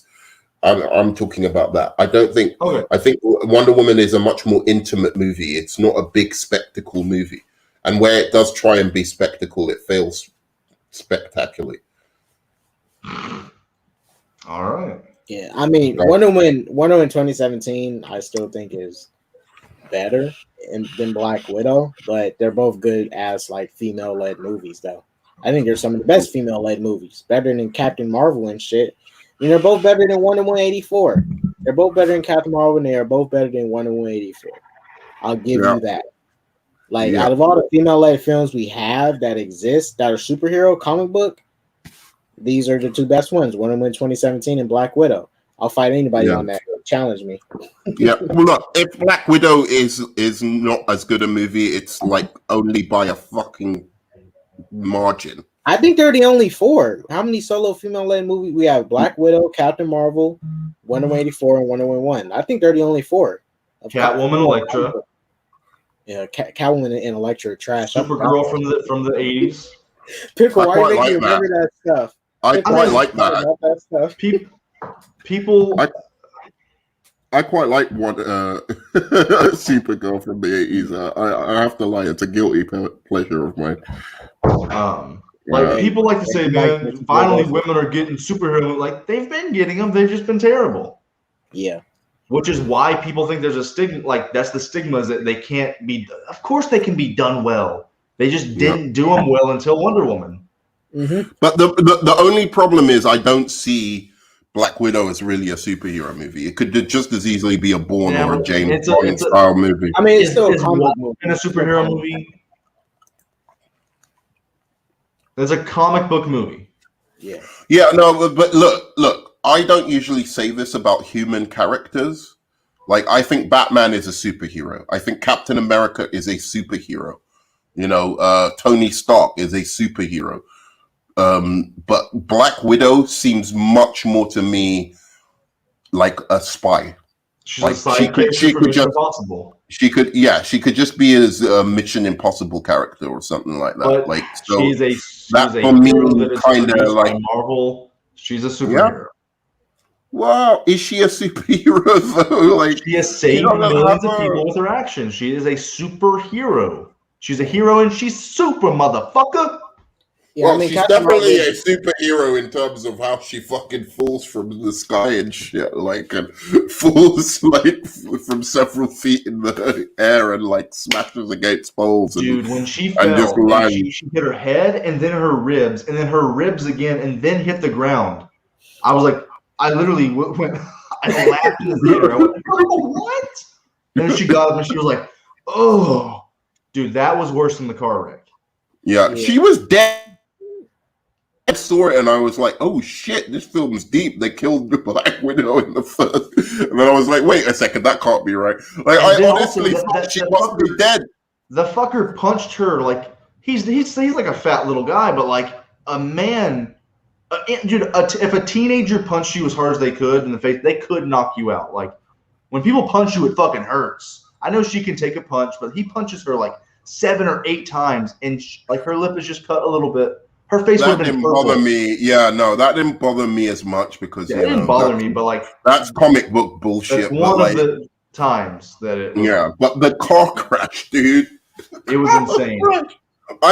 Tell me a scene. Like honestly, because I don't think I usually do this about like women. Maybe other people might disagree with me, but I I'll tell don't you a scene. usually like. it's just Can you tell me a scene where someone survives something Yes. like that? Yes, a Now worse I'm- car wreck is in Doctor Strange's car wreck. Let's pull that shit up right now. It is so unbelievable. Oh yeah, that car crash. That car wreck is fucking unbelievable that only his hands got injured. But He would have been no, decapitated. it wasn't and just smushed. only his hands though. He was in a hospital no, bed. it was just- Yeah, He was bruised. fucked up. He was in a Yeah, he was hospital fucked bed. up. That's comic book bullshit. He shouldn't have survived the car wreck crash. was but way at worse. least she got out of the car, just shook it off, And and then started started running. running. Like, dude, Yeah. I'm like, That's what's true. going on? He did go to the hospital, at least. Yeah, like you can't compare. Like I'm trying to think. I'm hard pressed to think of somebody survive. Like okay, Batman survives shit like falling from this thing, but you have an explanation because of that bat suit or whatever. You know, like in The Dark Knight, he falls and then saves Rachel and whatever. But at least you can go, oh well, he's got the bat suit, so the bat suit, you know, explains You also that seen kind of him shit. training his body, like smacking his body to train his muscles. Like you can almost believe it. You can suspend your disbelief. I'd say not because of the training, mainly because of that. Because Black Widow was trained as well, but like mainly because of that bat suit. You're like, oh yeah, it takes impact or something. I don't know, whatever the fucking explanation is. But so there are human characters who do stuff like that, you know, or he'll take a hit in the Batmobile, but you'll be like, but it's the Batmobile, so whatever the fuck. So there are human characters who do unbelievable shit, but there's an inbuilt explanation for why they're able to do that. Like Captain America, right? You know, he's super fucking. Let's see this car crash. Yeah, let's do it. It's only like 30 seconds, so it shouldn't like hurt. All right. There's no sound, but let's just watch it. No man, skip it to the 30. Wait, I got it to 32 seconds. Here we go. Okay. No audio, but just watch this fucking car wreck. Yeah, he should have been mashed up like mashed potatoes.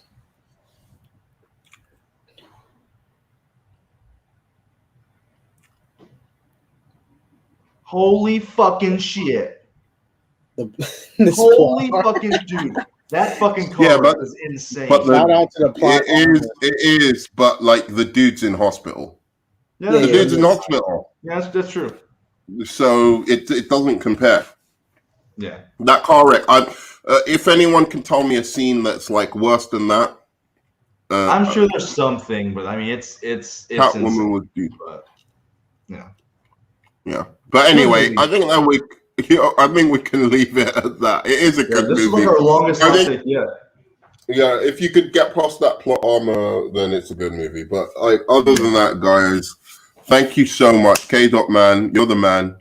my fellow DC apologists.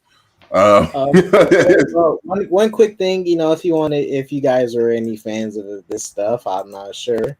If you want to share screen just an image of Conor McGregor breaking his ankle. Check it out. Wait, what? What happened? Let's show that off stream, dude. I want to see that off stream. But I was gonna say, now you made me forget what I was gonna say. Like,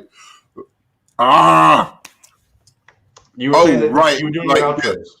Yeah, I was doing my outros. Guys, did you see he's on the writers thing on this? Like, I've just been looking at some of the criticism.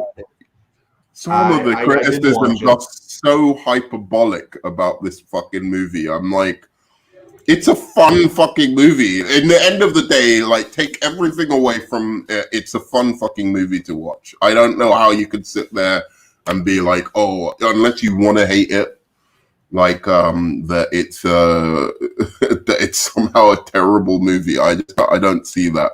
There's flaws. There's obvious flaws, but anyway, I'm gonna do my outro now. Thanks, Pickle Man, as per usual, the greatest co-host I can find. Man, always brings the fire with and passion with his arguments. Yeah, please give me a high five, smash the like button. Obviously, subscribe to Philosophical Pickle, to K-Dot. Their names are, it's as you find their names as well. You comment, love the comments. I always respond to the comments. Tell me what you thought of Black Widow. Where does it rank for you among the solo movies of the MCU? Share the video, please. And I think apart from that, what do I have to say? Subscribe, share, like, comment. Yep, I think I'm good, bros. What's he doing? Yeah, Joffrey Baratheon of YouTube is out. I'll see you on the side. Love you 3000, even though I'm not allowed to say that apparently. Peace.